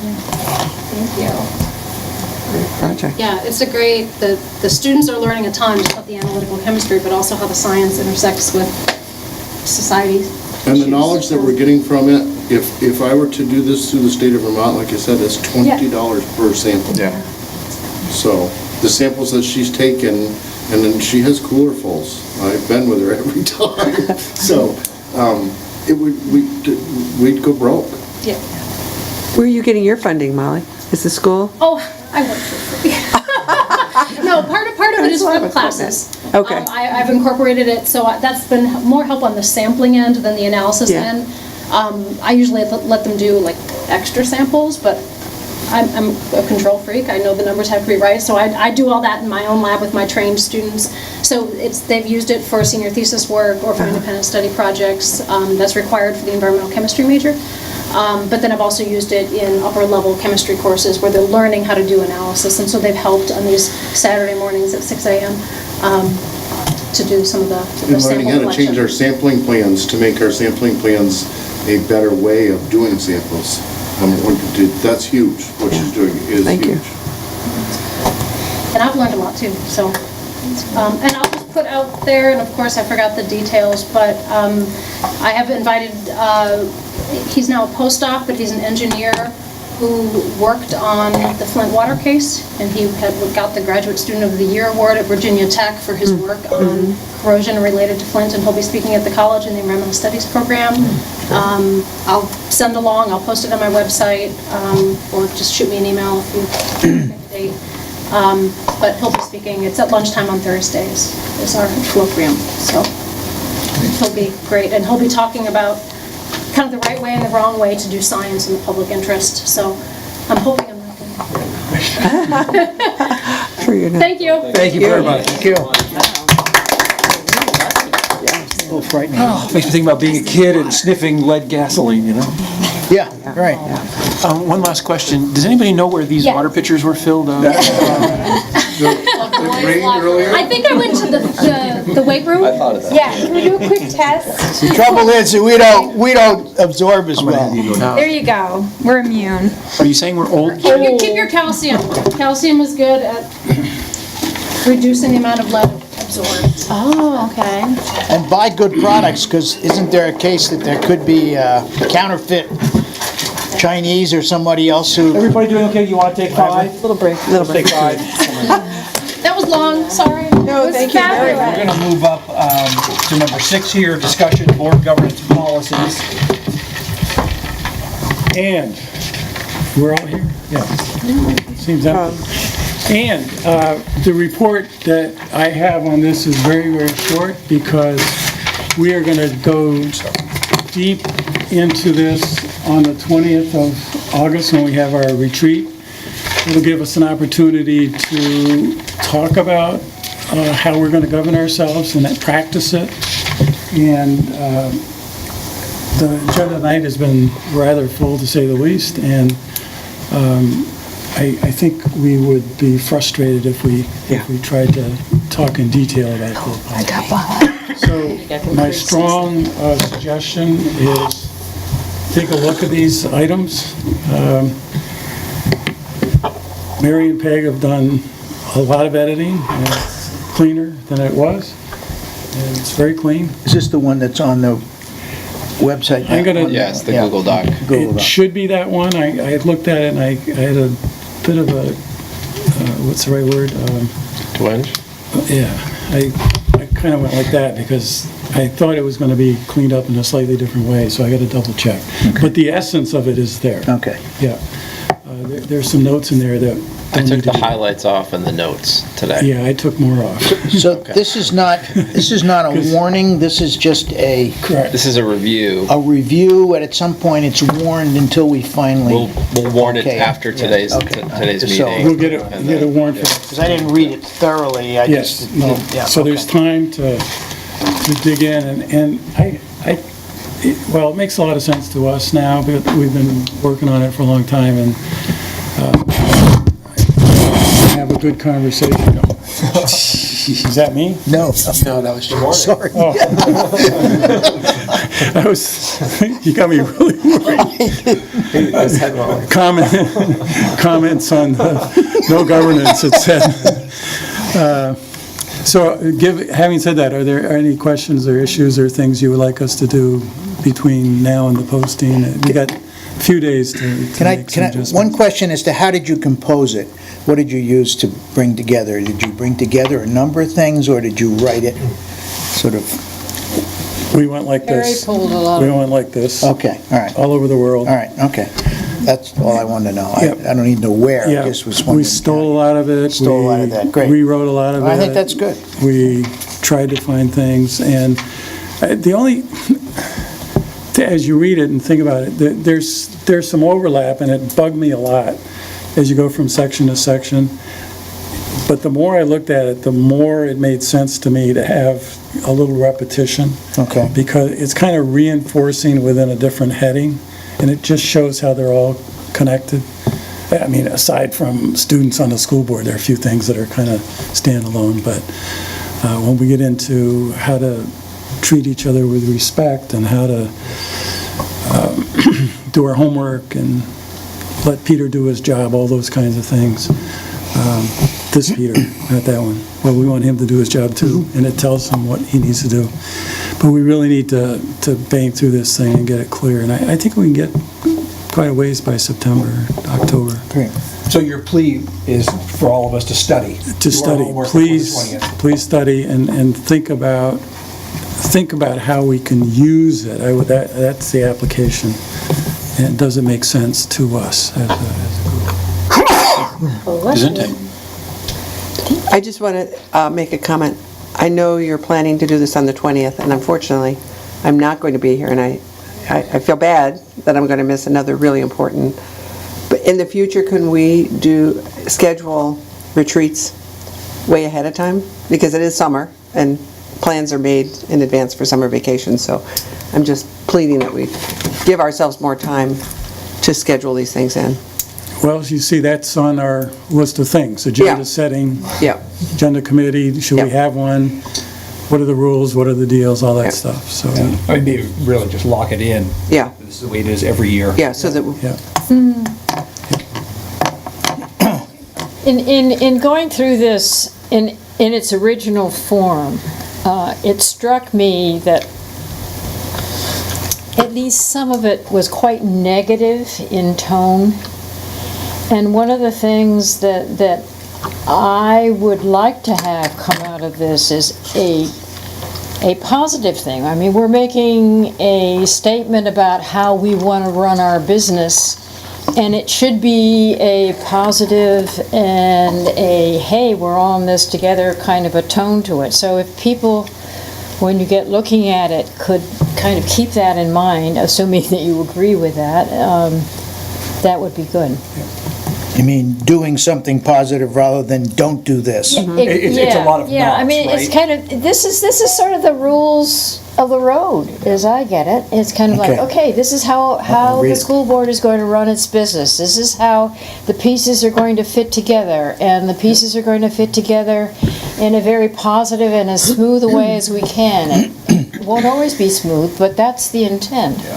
And I would just like to come out of this feeling that we have put together a kind of a handbook of behavior which is positive for an end that we all share and something that's important for kids in the community. So when you're editing, you try to edit for that type of a tone. Well, I mean, so just kind of keep it in mind. If you read something, you say, oh my God, do we really? Instead of like class rules are always negative, don't do it, don't do it. Right. This is Well, and policies are typically meant to limit what you can do, not to tell you what you can do. Basically, you can do everything except this. So they are often written with lots of And nots. it doesn't mean you don't say no to things. It's just kind of like I think, can you say no in a positive way? Yeah, right. It's what you try and do with a 2-year-old. Right. No, you can't do that, but. Okay. All right, thank you. Thank you. Yeah. Oh, let's see, we're going back up. Got a few minutes. IB training. Let me get to my... You want to talk transportation first while you're waiting for that to warm up? We'll never warm up instead. Can you access your information from a different computer? Like, do you need a plug? I've got a plug, I can't plug it in. So Do you want, I'm good. you want my extension cord? It's all in his brain computer. I think I've got it I'll quickly mentally, extension cord. so I can go through it. So I had mentioned previously, in terms of IB training, that there's our first training for our new educators coming into the district, new teacher orientation on the 22nd. Yes. And so I wanted to reiterate that all of you are invited, and I wanted to take it a step further and ask that if you are interested, and what I was planning to do was send you an invite, or have Sharon send you an invite tomorrow with an RSVP. So if you can make it, so we can just predict how many of you might want to come and check it out. I think it'll be really, really helpful, both to meet the new educators and to learn alongside them and to get kind of a deeper snapshot into what IB is. I think, a lot of times you're asked questions in the community, and we talk a lot about curriculum and instruction here for sure, but it's really different to be in a training as opposed to hearing a report or an overview. Okay. So if you 6 can make a.m.? It would be great. I think it would be fun. 6 a.m. to 6 p.m.? That sounds about right. Start off water. Just like testing. I'll send you the schedule. That's what I don't have because my computer's down. It's the exact time, but I'll send that in the invite tomorrow. Is it an all-day thing? It's like a 9 to 3 type of thing. Yep. It might be like 8:30 or 9, but yeah, it's about that much time. So That would be great. If you're available and can make it, it would be great. And I just wanted to reiterate that. Is there a certain point during that day that you'd say, if you can only come for a couple hours, I recommend these couple hours? I can look into that. That would be great if you have a recommendation. Yeah, like to stop in and check it out. Sure. So a couple other things that are kind of fall under report of the superintendent. We've received 2 grants recently, which is exciting. I think I shared with you there was a school safety grant which came out of the legislature. We were approved for most of what we asked for, so every school is getting upgrades in terms of entry systems, cameras, etc. We weren't approved for our MUHS greeter at the front. We tried to tie that in. They didn't approve that. We're still going to continue to have someone there in the coming year. It's an important position, just given the fact that the way the high school entry is. How much did we get in total for the grants? For the school safety? I'm not sure the exact number, but most of the per school is around $30,000, $20,000 per school. Per school, not district? Yeah, it was by school. And Bruce worked with every principal to figure out what the need was, and it's going to be great. We're going to have keyless entry at all schools, so that's really helpful in terms of security and not having keys floating around everywhere and being able to know who's coming in and who's coming out. And teachers can access their own doors with that, or just the front door? It depends. Certain schools are getting a few of them, so they're pinpointing which doors will have them. Okay. But yeah, often more than one. Facial recognition? What's next? It's coming. Peter, what do you mean by keyless? Will they use the fobs, or is it going to be? Yeah, like a fob Okay. or a card. Key card. A key card, okay. And this is all schools? Yeah. And right now we have them in Middlebury. Okay. So I have a fob on my keychain. I can get into all the the doors right now. So this just extends it to all schools. So you can run the water in the morning. It's gonna be me. And then adjust your seat when you get there. Yeah. Those will be managed at each school as opposed to centrally. I'm just thinking about, a teacher going from one school to another, when they go to a different school, their fob or their card won't work. They'll have to be, won't work. okay. Because I'm all of a sudden imagining another half-time tech position to basically security locks. All right, good. No. I mean, when you get a card, it can say you can get into the high school, but not the middle school. Right. Right, like yours you can can get get one into that any gets- school. I can have one where they basically open access to We're also, I will share this probably on the 20th with you, or our first meeting in September, our kind of overall kind of goals with, that we worked on today at our retreat in terms of professional development and the work that we're doing with staff. One, what related to safety, we are working with local police on an ALICE training. ALICE, it's an acronym, and I don't remember what the acronym stands for, but it's a run, hide, and fight response to, which is what the state has kind of approved and is supporting throughout Vermont in relation to all the gun violence in schools. So we will be going through that training with staff during pre-service. It basically teaches staff to help students in responding differently when there's an intruder. And Are you going to be having them teach the children this? we're going to start by just teaching the staff, and then we're going to talk about, we haven't yet determined what that will look like. And of course, by grade level, it's really different.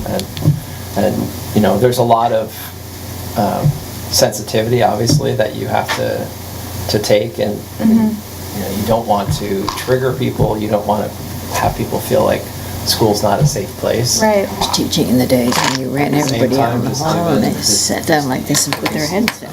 Violence and how haphazard. Right. We feel like it's pretty important, making sure that we're as safe as we can be. It says active shooter training. But what does the acronym stand for? Makes me so mad. The NRA should be paying for all this. It's too slow. Okay. So anyway, I just wanted to let you all know that's something that we are working on and planning for the start of school. Alert, lockdown, inform, counter, evacuate. Thank you. Oh, I like those things more than the run, hide, fight. Run, hide, fight is just another. Yeah, it's a competing protocol. Yep. For more or less the same thing. But Yeah. ALICE sounds a lot. Well, I like the things in Alice more than arming children with pencils when there's a fighter or a shooter coming. Yeah. And just our welcome back event is on the 23rd. And so if you are in town, it would be great maybe to get an RSVP for that too. So I'll send out information on the timing of that too. It's in the morning on the 23rd. Busy week. 8:30 to 11, and then we have a combined lunch with the association and the district. We go in on the lunch together and kick off the year. That's nice. Our focus this year, just to let you know, and I'll give you more specifics later, but our focus this year really is supporting all students within the IB framework. So that's going to be a lot of what we do. We're also going to continue to work on equity literacy. We've got a training coming up next week with administrators, our second training, and I'm really pretty excited about our professional development plan for the year, which has, we're doing a lot of trauma work with Dave Melnick. He's going to be working with administrators, and we're going to have a monthly kind of training with him. This will also inform the systems that we're developing, and we are coming together on our EST processes. We're looking at staffing and staffing models.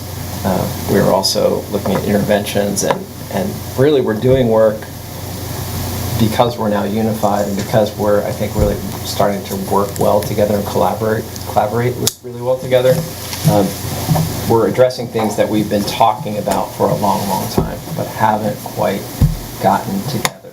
We have lots of different subcultures around some of these systems, and we're really kind of bringing all of our ideas to the table and building a singular system. So it's pretty exciting. So I will share more in the coming meetings. The second thing here is transportation expenditure. And I think we could probably catch that in the transportation contract. Yep, sounds good. You're still on food service contract. Okay. So Brittany sent a memo outlining the recommended motion for food service for this coming year. You can see if you look at the chart that we're working to align our prices for all of our schools. And she went and provided some rationale of why we're doing that and how we got to the 290 number. So our recommendation is approving those meals as proposed. All right, so how about a motion to approve the FY19 meal prices as proposed in Brittany's memo? So moved. Thank you. A second? Thank you. Questions? I've got one. How do you set the adult price? And I hear such good things about many of these school lunch programs that maybe I'll start stopping in. It's a good deal. You should. Those have been set historically over time by each individual board, so that's kind of what she's doing. She's with all of these different prices, trying to align them more closely together. Do we know if we take a loss? Has anybody done the calculation to know if that's a loss, or break-even price, or a profit price? Right now, for our non-Abbey group programs, we are subsidizing those. I meant just the adult cost of a meal, as opposed to the kid cost. That's the cost that we believe we're recouping the cost. We're not subsidizing that. Peter, why is Mary Hogan, I mean, it's only 25 cents more, but why is it more? That's historical. So just like the Cornwall price is $3, it's $2.90. Mary Hogan has been higher. That's set by. But the adult lunch for everybody else is $3.75, but it's $4 for Mary Hogan. I'm just saying, it's always been important to try to get the teachers to participate in the lunch program. I believe that's related to, prior to Abbey Group, it was probably It was always high. And so it just has stayed at $4. And I think taking it down will have an impact, I believe. The rationale behind the $3 in Cornwall not going down was it changes how much we're funding. So I believe that's why it stayed at $4. So how does this affect free and reduced? Does the state give that price for free and reduced? The $2.90. So depending on what you charge, the state will basically pay that amount. Is there like a limit to For free, what? yeah, for not for every student, but. Right, Yeah. right, for those that qualify for free and reduced. But is there a limit within that guideline of what you can charge? Okay. Wait, you mean, we have to do it within, we have to round, we get the number of what we can charge. From the state? Yeah, and then we can round up or down, depending on where the number is. But the free and reduced price is less than $2.90, right? Isn't that, what you're reimbursed at $2.75? It's probably gone up since I've been familiar with it. Are you reimbursed at what you're... We're reimbursed at the... At the charge that you charge? Oh.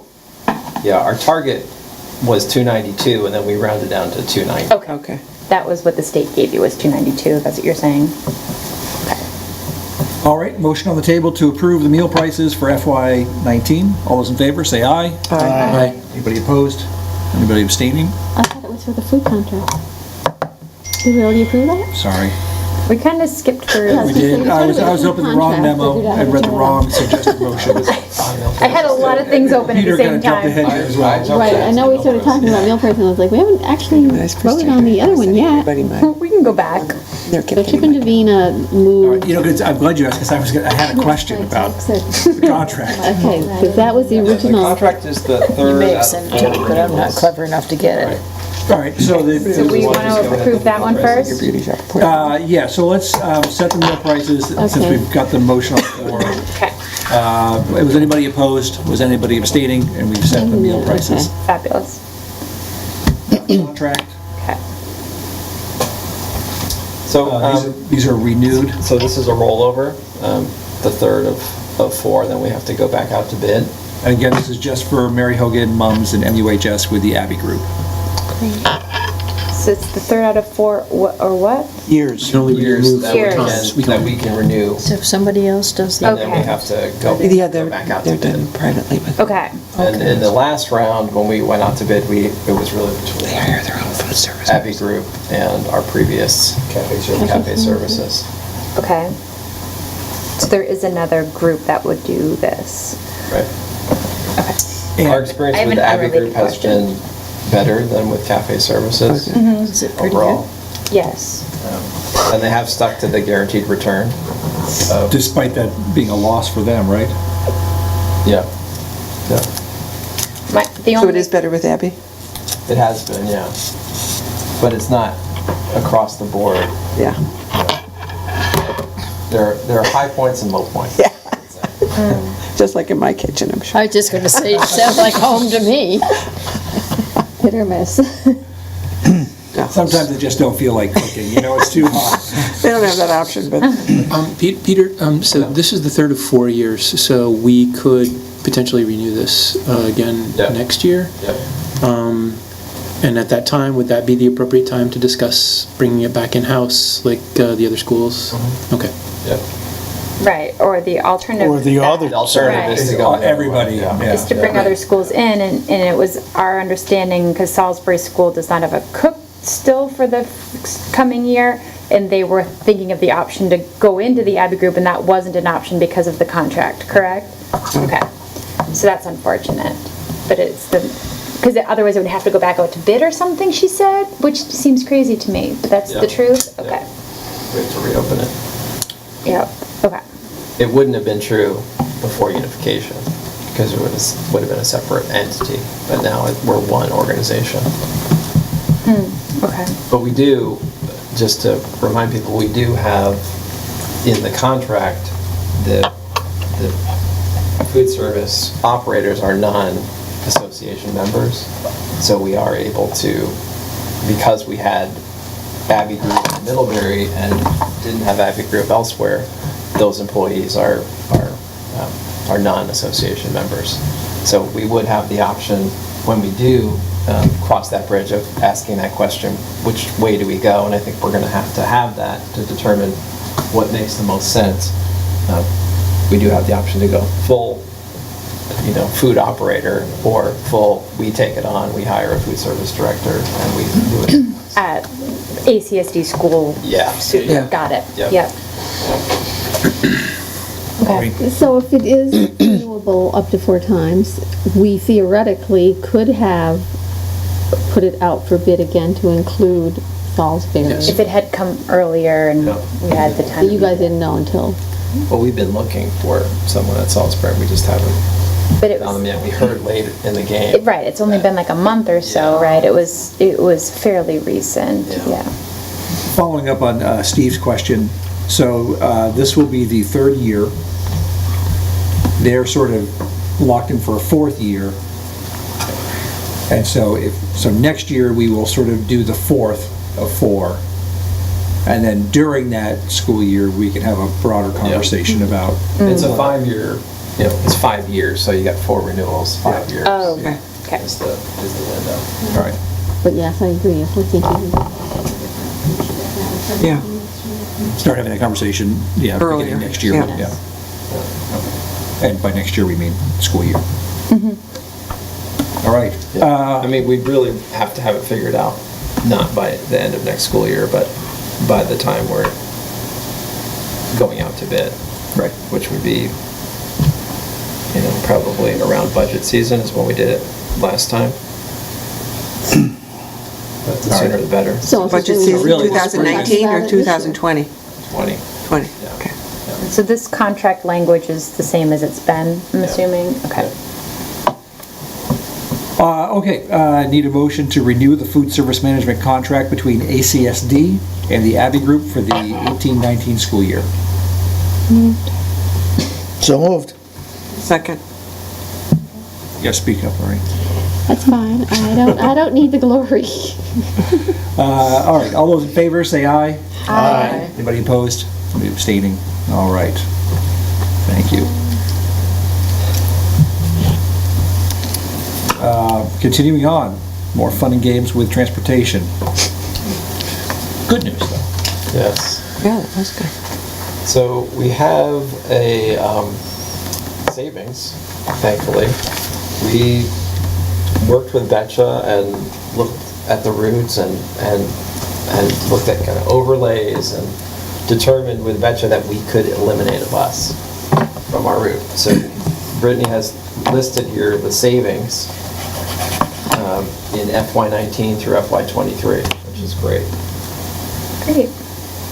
We also, as we discussed last time, we are kind of spreading that cost out in a kind of curve that's somewhat steeper at the end than at the beginning. So our hope is, as we work in October, we've got confirmation from STA, who's the owner of Betcha, that they're going to help us with a review of all of our routes and run them through their software and figure out, is there a way to, as a unified district, is there a way to cut down on routes? We're hoping that through that process we can save further, and hopefully that sharp tick up in 21, 22, 23 can be kind of flattened somewhat.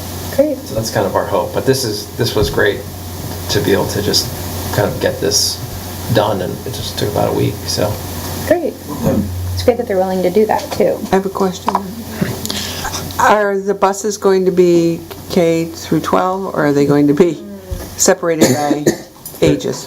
They're K-12. I mean, They are K-12. yeah, Were they and before, have both been of them? K-12, yeah. But and Mary Hogan, they were K-6. But so are they going to go K-12? Or K-6, and I think one was, there was a mix of both. Cornwall, I know, is morning is K-12, afternoon it's separated. Okay. Right. Oh, but now with our new schedule, I'm not sure that's still the case. Right. Yeah, I'm not sure. I haven't heard that there are significant changes to if something was running a certain way, but most of our buses are K-12. And that was a question that we actually asked Betcha, and we asked them to put together a proposal to see what would it cost us to run elementary and secondary. And we're still waiting. So that's why we went directly to STA. So that will be part of what we look at when we look at the district as a whole. The other thing is, and in the contract here, it talks about the qualifications of the bus driver and what the transportation department would do. I know as the school nurse, one of the big issues was making sure that they were trained for kids who had special needs. And there was always a discussion of who was going to train them and who was going to be responsible for that. That wasn't very clear on that contract, is that? Yeah, it's not really a contract. It's not housed within the contract, but it's within our training. So we, 3 years ago, began an annual training with Betcha. So our administrators meet with the drivers and go through basically training, discipline, supporting all students with needs. And really kind of trying to communicate a behavioral system too, because that's one of the real challenges of buses. It can be up to the personality of a bus driver as opposed to, they're kind of in school, and they really need to be connected to how we're communicating with kids about what's right, what's not right. How about the other issue was the medical needs of kids? Some kids have seizures, some kids have diabetes. Who's going to monitor those kids on the bus and make sure that they get home safely? That's still a principal responsibility to be working with. Because some of it's delegation from Yeah. the nurses to the bus drivers, and if they don't know who, they don't hire the bus drivers, they're just handing over a lot of responsibility to somebody who may not be capable of doing that work, so I just wonder how they're gonna... I mean, the nurses and principals are communicating together and making sure that the veteran drivers are aware of the students' needs. Okay. And at times, there are people that are riding on buses with kids too, if the needs are so significant. Okay, and they're happy with that? The nurses are feeling that... I think so. Okay. Yeah, I think so. Because I know that was a big issue. It was a big issue a number of years ago. They talk about a wheelchair accessible bus, but it doesn't come online this year. I believe it's next year. We have nobody who needs a wheelchair accessible? Not that I know of, that is not able to ride. I mean, you're talking about a regular school bus, or you're talking about the... My I'm not sure. It just said that there would be a wheelchair accessible bus, didn't mention size, next year, I believe it was. We have wheelchair accessible buses now with kids okay. that need that support. So maybe that's a new wheelchair accessible bus, huh? I think it is. Well, and there, I think as we talked about when we presented the great new ticket price on transportation, part of that was bringing in new buses. Right. So that's built within the contract too, is we're going to provide you with X number of new buses over the course of the contract. And then part of that was increasing what they're paying their drivers to help with some of the challenges they've had in terms of being competitive with other positions that bus drivers are attracted to. Like substitute. Uber bus. I had just a question about There you language. go. I have a question about language. It says that the contractor shall provide a list of names of drivers and routes assignments. The board reserves the right to reject employment of any driver by the contractor at any time. The board doesn't really get involved with that. So It's kind of as designated. But should it say that as opposed to the board? I mean, that's a technical. I mean, it could. I don't think it's probably going to be an issue. Okay.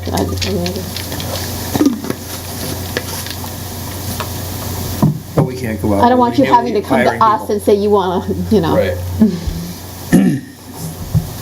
All right, so a motion to approve the FY19 transportation contract with STA, AKA Betcha, as presented. Moved. Thank you. Lorraine, how about a second? Second. All those in favor, say aye. Aye. Anybody opposed? I one opposed. And we don't have a category for grudgingly approve. That's why I have to oppose it. All right. Let's see, we got a quick corporate resolution that needs a vote of the board.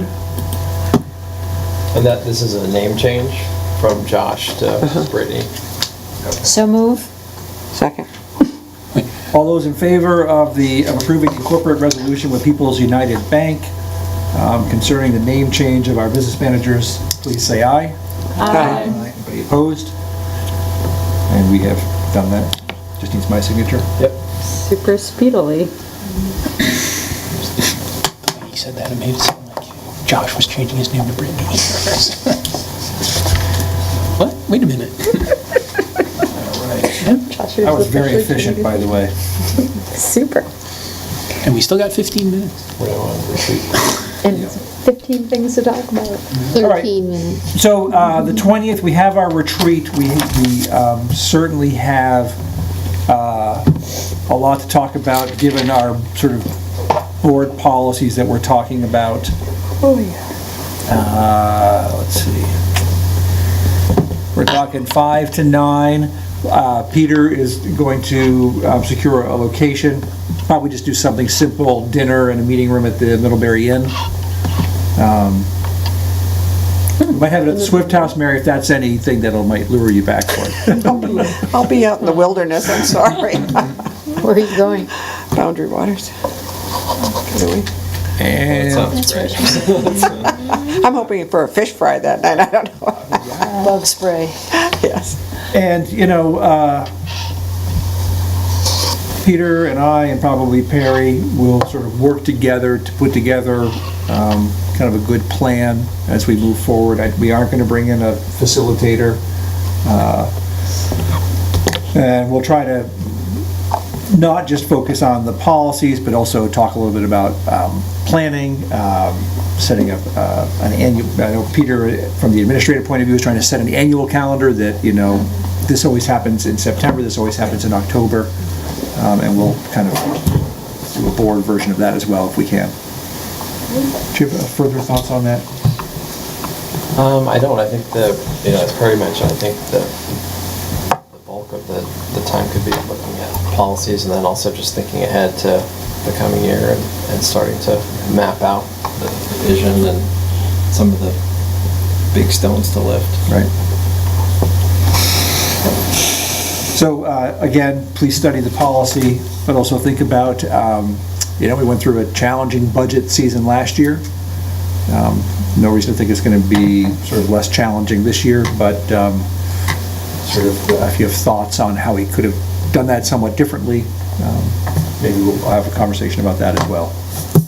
One thing to mention, I'm meeting with Jen and Bob tomorrow to talk about the facilities master plan. I think that's probably something that should take some time on the retreat to really fully digest and understand kind of where the process will go and what the community dialogues will look like, and just so as people come and talk to you and ask about what's happening and what's going to happen as a result of this and all those things, that everyone's kind of built that together, that vision together.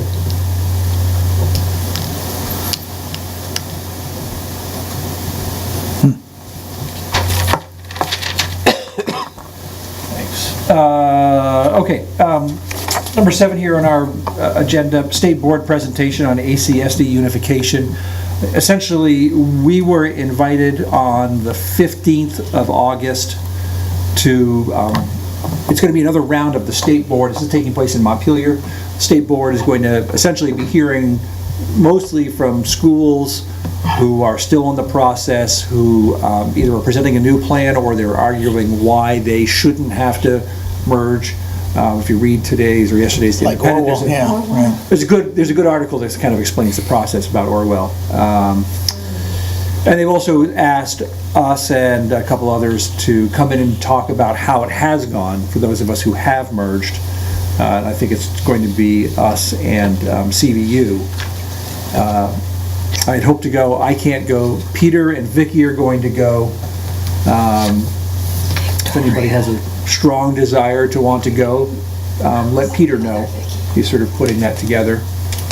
I'm out of town. I told him my only rule, as it is in all high school sports, is that you have to beat CVU.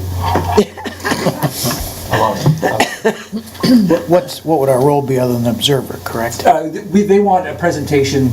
They're just looking for brief presentations from This who's has done been it. our experience as a board member. It's impacted us in these ways. So is there any board member? Not yet. But a lot are missing, and we'll put the word out to them. Okay. Yeah. I'm out of town, so. It's okay. Yeah, Peter and I were kind of talking about some of the things earlier tonight. Without our unified governance, we could not have implemented IB as sort of efficiently as we have. And there's just a lot of other sort of examples of, at least from a governance point of view, what we've been able to do.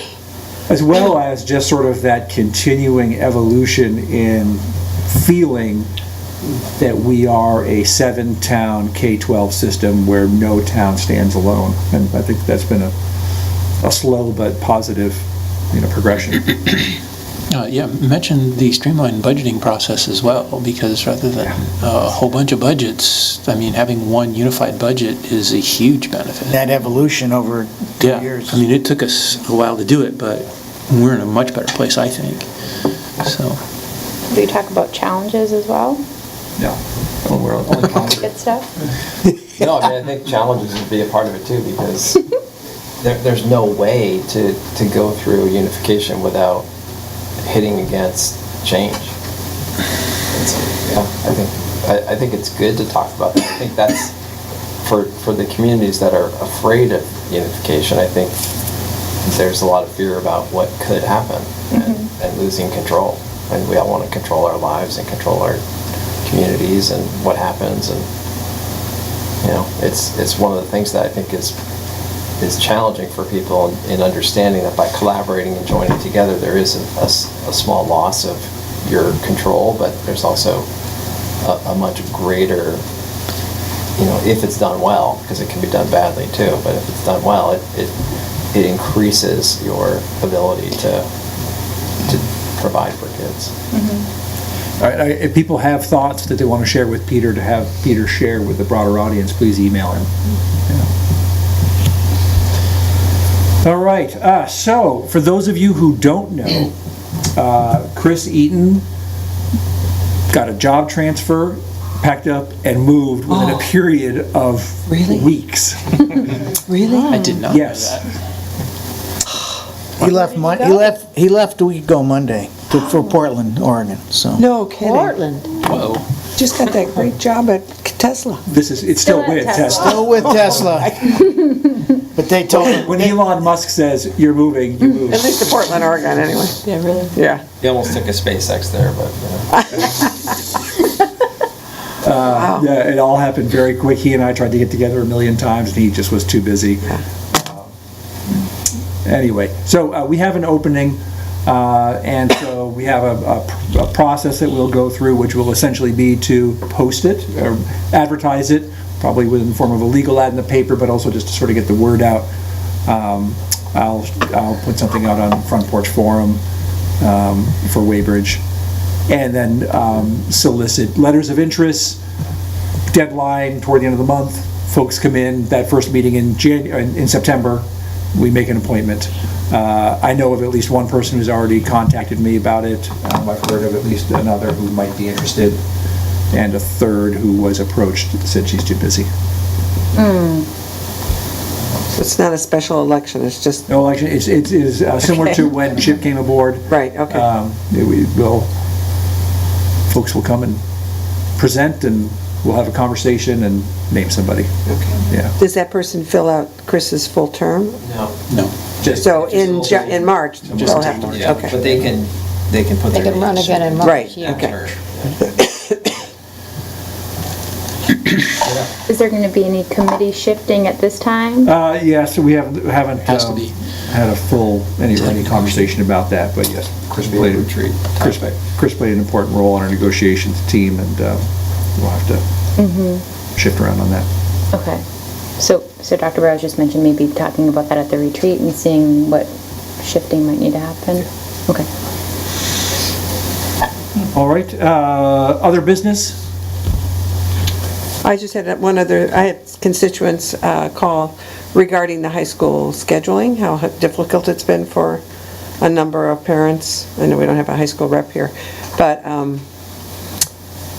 particularly for kids who may have wanted to use some of the Career Center courses, but they also want to do IB, and or other kids who need special help. Trying to fit those schedules has been very difficult and confusing for a lot of parents. So I don't know if that was about 3 weeks ago that I got 2 calls on that, so.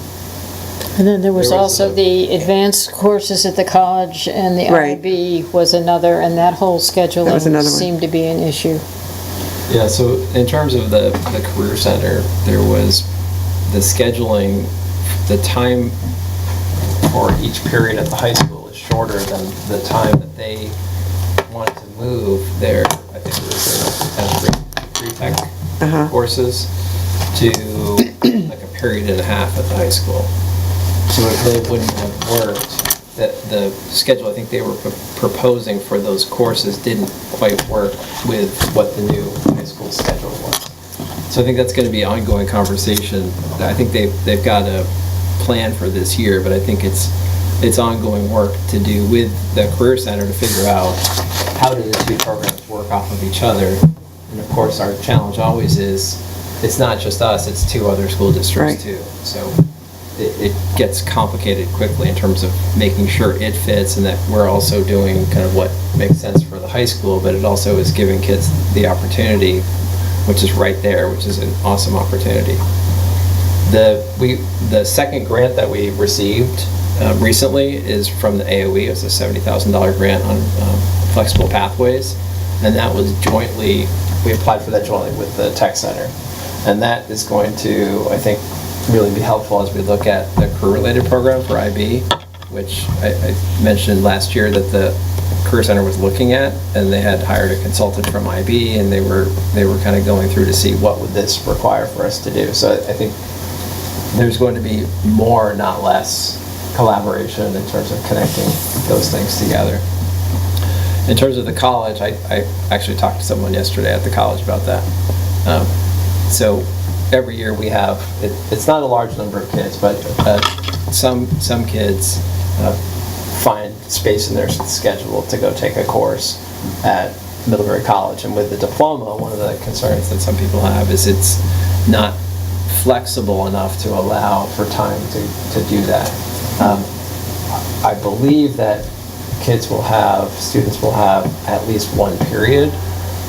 The challenge at the college is aligning everything together in terms of when the college courses are offered to fit into that period. So I think it's something that we're just going to have to look at it and continue to try to make it happen. Our connection with the college is really strong and continues to be that way. So I think whatever we can do to help make that continue to be an option for those kids that want to do that. I believe the numbers each year are under 15 kids, probably maybe 10 kids. That's small. It's still, it's It's important, Yeah. if they can get it, yeah. Kids that And do more it, kids may take advantage of it if they yeah, could. yeah. Kids that do it love it. Yeah. It's often in math, right? Math, it's probably. It's not just math, Just a lot of things now? Philosophy, I mean, really science, broad. whatever Well, it they get gets advanced interested. Oh, okay. They do. Good. Wonderful. So it's a really nice, so do you think this year will be sort of a transition year when you're still trying to work out these kinks? This year won't be because we're not starting the diploma program yet, so that will only be an issue. So anyone who did talk to you probably has a sophomore Right, or under right. who's looking at that. Anticipating a problem. Anticipating, yeah. Right. It's not a problem yet, it's not. It's just looking at the requirements for the diploma program are pretty exhaustive. Well, the thing we're going to stress with the diploma program is if that's really important to you, if taking courses in Middlebury College every semester is important to you, you can still take 4 or 5 IB courses and the Middlebury College courses, and you're going to have a great experience. You don't have to do the full diploma with all of the requirements. Oh, And I think some people are probably, just as we get started, are in that mindset of it's all or none, it's all or none. And it's not all or none at all. How can I get it all done, yeah. Are those some of the thoughts that will be conveyed during the IB training, that Wednesday the 22nd, that will be helpful for us to know, or will there be a different focus? That's more of a, that's for teachers, so for teachers that would probably be part of a training about Okay. how to, teaching and learning in IB. Okay. That's more in communicating from the high school to prospective diploma candidates and talking with kids and with parents, so doing both. Yeah. That's why we're going to hear about it, because the parents are going to be frustrated and they're going to Yeah. call the board. Right, that's what I'm wondering, where we go to learn and what we say to them. Is that the FAQs that were being worked on? Yep. That maybe are That's- online now? Yep. So maybe we could refresh Have you seen the ourselves new with tab? those. I have seen the new tab. I only reviewed like a version of it on my other role with the Partnership Yep. Council. So that's why it was sort of on the Yeah. forefront of my mind, that those kind of questions, and that maybe maybe that's where parents were, but maybe we could also refer parents to those FAQs with concerns. so on the 22nd, when you're meeting with the new teachers, Yep. it's more of a broad overview, but this scheduling difficulty, is there going to be another meeting for parents in September to go over this, or? What scheduling difficulty you're? I mean, the fact that there's going to be questions about fitting in all these different areas. I would say it's all fall, not just September, but all fall, as it would be sophomores. Right. So incoming sophomores, as they're making plans for next year. Right. will be rolling out, and probably Cindy will be leading a lot of that, our TV coordinator, Cindy Atkins. Okay. We'll be having, we'll have a parent night, kids will be meeting with counselors, and all that information will be shared. Is it something we can have Cindy present to the board? Sure, yeah. Or should we try to go to those? Or we go to those, either way. but- So that we can utilize her time. And part of it's not just IB, it is also the challenge of moving to, from a block period Right. to modified. Yeah, no, block there are a plan, lot of other Yeah. changes happening. Which, you know. Yeah. And in terms of the Career Center conflicts, will that be resolved this year, or is that going to be? It depends what you mean by resolved. I mean, I just know one. I would say, can 9th and 10th graders have access to the courses that they've traditionally had access to, especially the fine arts, the design and the pre-tech, Right. as they have previously? they should be able to. But they still have requirements with MYP too, so they can't go to the Career Center for 4 courses. They have limited amount of, and that's true now too. Yeah, right. They have to be juniors to go for the 4. requirements. Yeah. So is it just that one program that you mentioned, the period and a half thing? Because a couple of meetings ago, I want to say maybe it was our June meeting, I don't know, they seemed very excited. And the report they gave us that they were working with all 3 school systems and the scheduling was going great. And so I'm kind of surprised to hear that there's I think things are generally going well. That one. Yeah. So it's just that kind of pre-tech, one- I think, was the one area that there was a bit of a snafu, Okay. but I don't. So think otherwise, overall there's everything- I don't think, I haven't heard that, but the pre-tech is what I think so, yeah. It was somebody coming in. One specific program. Okay. This is a particular student who had just been taken off an IEP, wanted to take more tech courses, and was anxious to get into the higher, level classes, and just trying to fit all that in and get. It was, it's just. Okay. So it was like an isolated. It was kind of an isolated thing, but other parents have said that they've had trouble with the scheduling too. Confusion, I would say. And we're, the changes that we're going through next year, we've got a brand new schedule, we've got a lot that we're ironing out this year, I think. Right. So we're going to be working hard to make sure that the uncertainty that I think some people felt last year, because we're learning and we're kind of looking at all these new systems, we're kind of having to catch up with ourselves to then be able to share everything coherently with people as a full system. Do you have a new guidance counselor too in the high school this year? Yep. Okay. Last year. Oh, last year, okay. Yeah, this will be our second year. Okay. Yeah. Okay. Yeah, for those of us who were accustomed to the flexibility that the block plan gave, this has been a challenging adjustment. I know we all want to be done. I'm just thinking about, is this the time to circle back to the public comment to have a board conversation if we want to pursue a further conversation about that, or? So I would say that, yes, this is the time to see if we want to have a discussion at a future date. Right. I don't want to get into the nitty gritty now, but I don't know if it's a thing that. So I guess I would just say that, staffing is not something that the board does. Funding is what the board does. We had a budget that funded a 50% position, and that budget was approved by the voters. That's my editorial on it. Well, Yeah. I realize this is a funding issue, and a lot of other issues is all wrapped up in this, is, as I understand it. But within the budget, I'm assuming that the board has some flexibility about moving things around, or is it absolutely set in concrete if it's gone out to the public and approved? I mean, there's got to be some latitude in there. There's definitely, I would say there's some latitude in there. I would be interested, not necessarily now, but I'd be interested in knowing what the difference between the .5 and a .89 full-time position would be, just in terms of money. Obviously, the decision to make that change may be somewhere else, but I'd be interested in knowing what the money piece is. I think probably.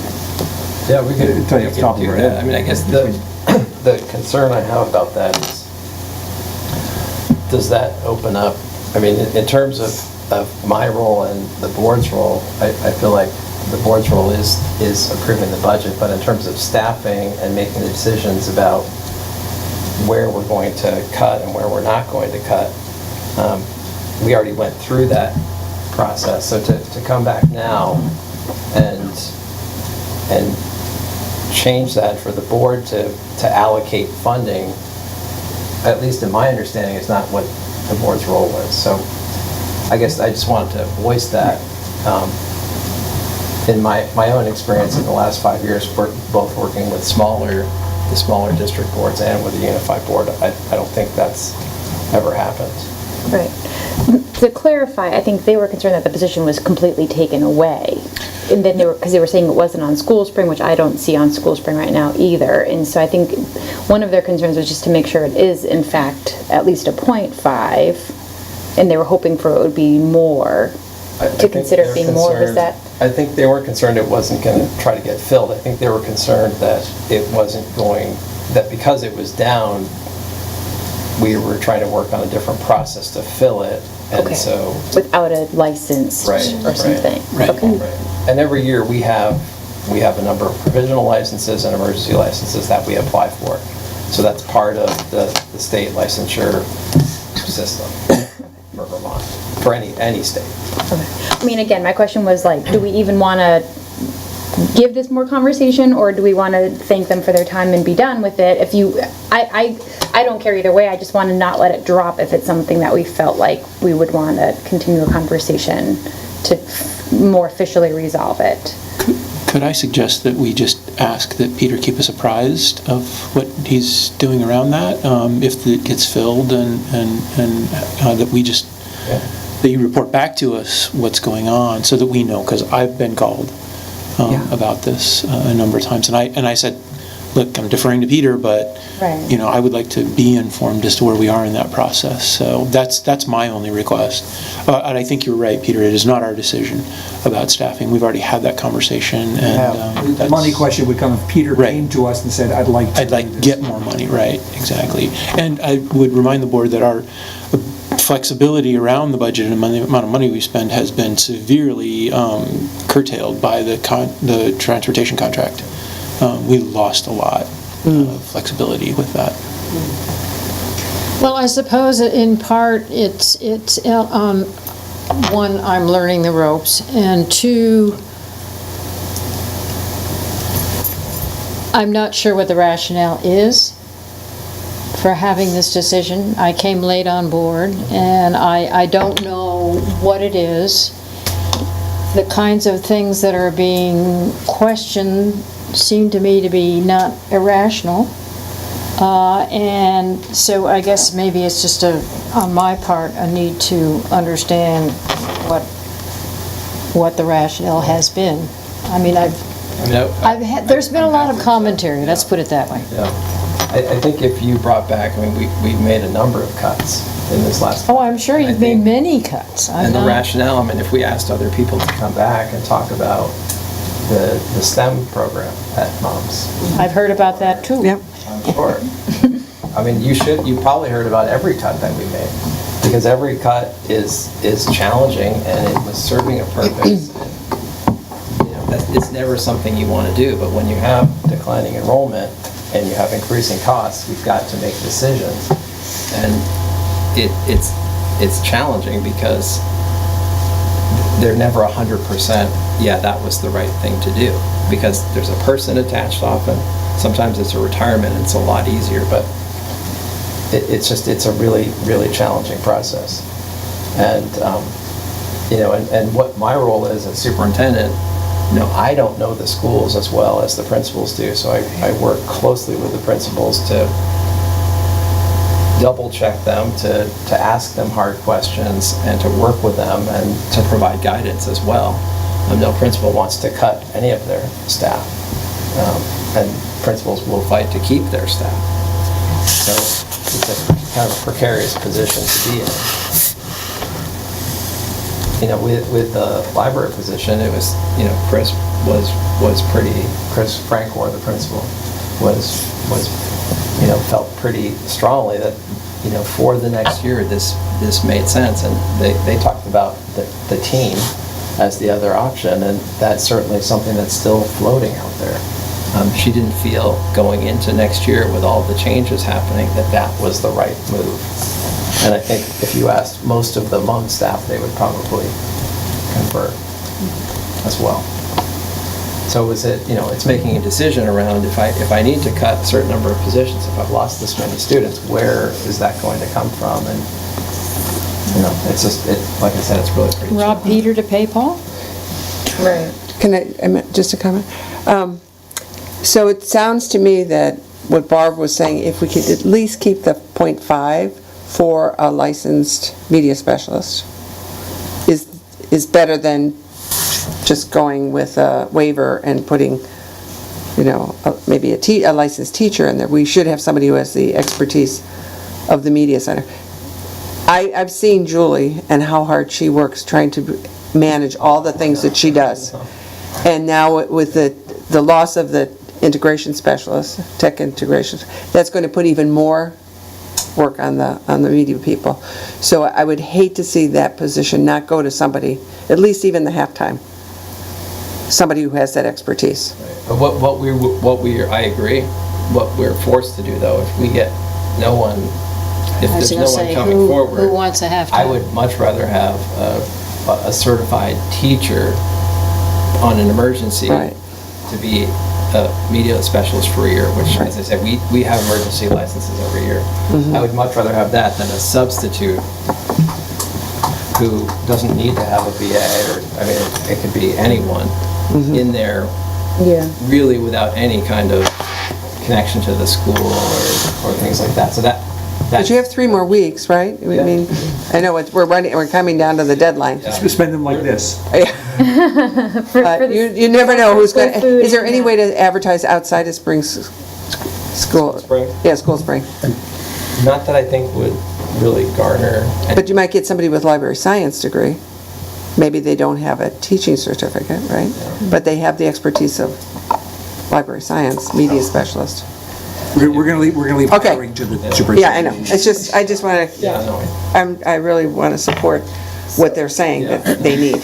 In an effort to kind of conclude this open can of worms that I opened up, perhaps could we use it as an example of situations that come up at our retreat of like public come and kind of make a plea like this to us and maybe formulate a better process for like responding to, like, do we circle the loop and say thank you for your comments, as a board we support the superintendent, do we do something to kind of feel like we've as a board have heard you as opposed to just saying thank you, please come again. So I think that's probably, if we have time, I think it's a great topic on the retreat. At the retreat. Thank you. I will just say in general, as chair, my philosophy is that people come to speak and for us to listen. And I don't like to debate or question. Correct. Even if it's a supportive comment. Well, if somebody can make a supportive comment, somebody can make a negative comment. So really, it's kind of like giving testimony. Right. And we're just here to listen. And that's sort of, I think asking clarifying questions is okay. Right. It gets a little tricky when we had our budget conversations, because more information was needed. But by and large, that's my philosophy. And then it's really up to the board during this time to say, we would like to take this up, or nobody has any interest in taking a motion or putting it on the agenda. Right. I agree with you, Peter, except that I think that there also has to be, along with the fact that it's not going to be a discussion, it's not going to be we're circling, this is our absolute policy every time this happens, there has to be a feeling that the board truly is listening. Right. And just, there needs to be some kind of a response that people, we may have heard, we may feel that we're listening, but people don't necessarily get that from what. What can I just say? Think about that excellent question, and we'll circle back to it at the retreat. Right. Because that's what I was saying, like, they're gone now, right? They don't know that we continue talking about it. So that's what I'm saying, can we do something? I mean, giving testimony can be formidable. Yes. Right. Thank you. Anyway, yeah, so we'll, if we can, we'll try to circle back Yes, to that. thank We you. are still being filmed though. true. So there is some discussion going on. Hey, Right. watch! We're so exciting, watch! A meeting is a formal process. Yes. Okay, we have an executive session on the agenda. Before you go into executive session, I wasn't even planning on, wasn't necessarily going to go into executive session okay, anyway. but I would like to make an announcement. Yeah. I am no longer a member of the Vermont NEA board. I no longer have a conflict of interest. Just for the record. Is that good or bad? It is. I'm only kidding. I think it's good. We want to have you a part of it. Do we have a topic under executive session? I put that on there in case the board wanted to talk related to Chris's departure. Okay. But if the board's gonna talk about the committee makeup at the retreat, that's probably a better time to talk about it. People probably want to go home. Yeah. All right. Executive session canceled. How about a motion to adjourn? Second. All those in favor of adjourning, please say aye. Aye. All right, thanks, everybody. It was a long one.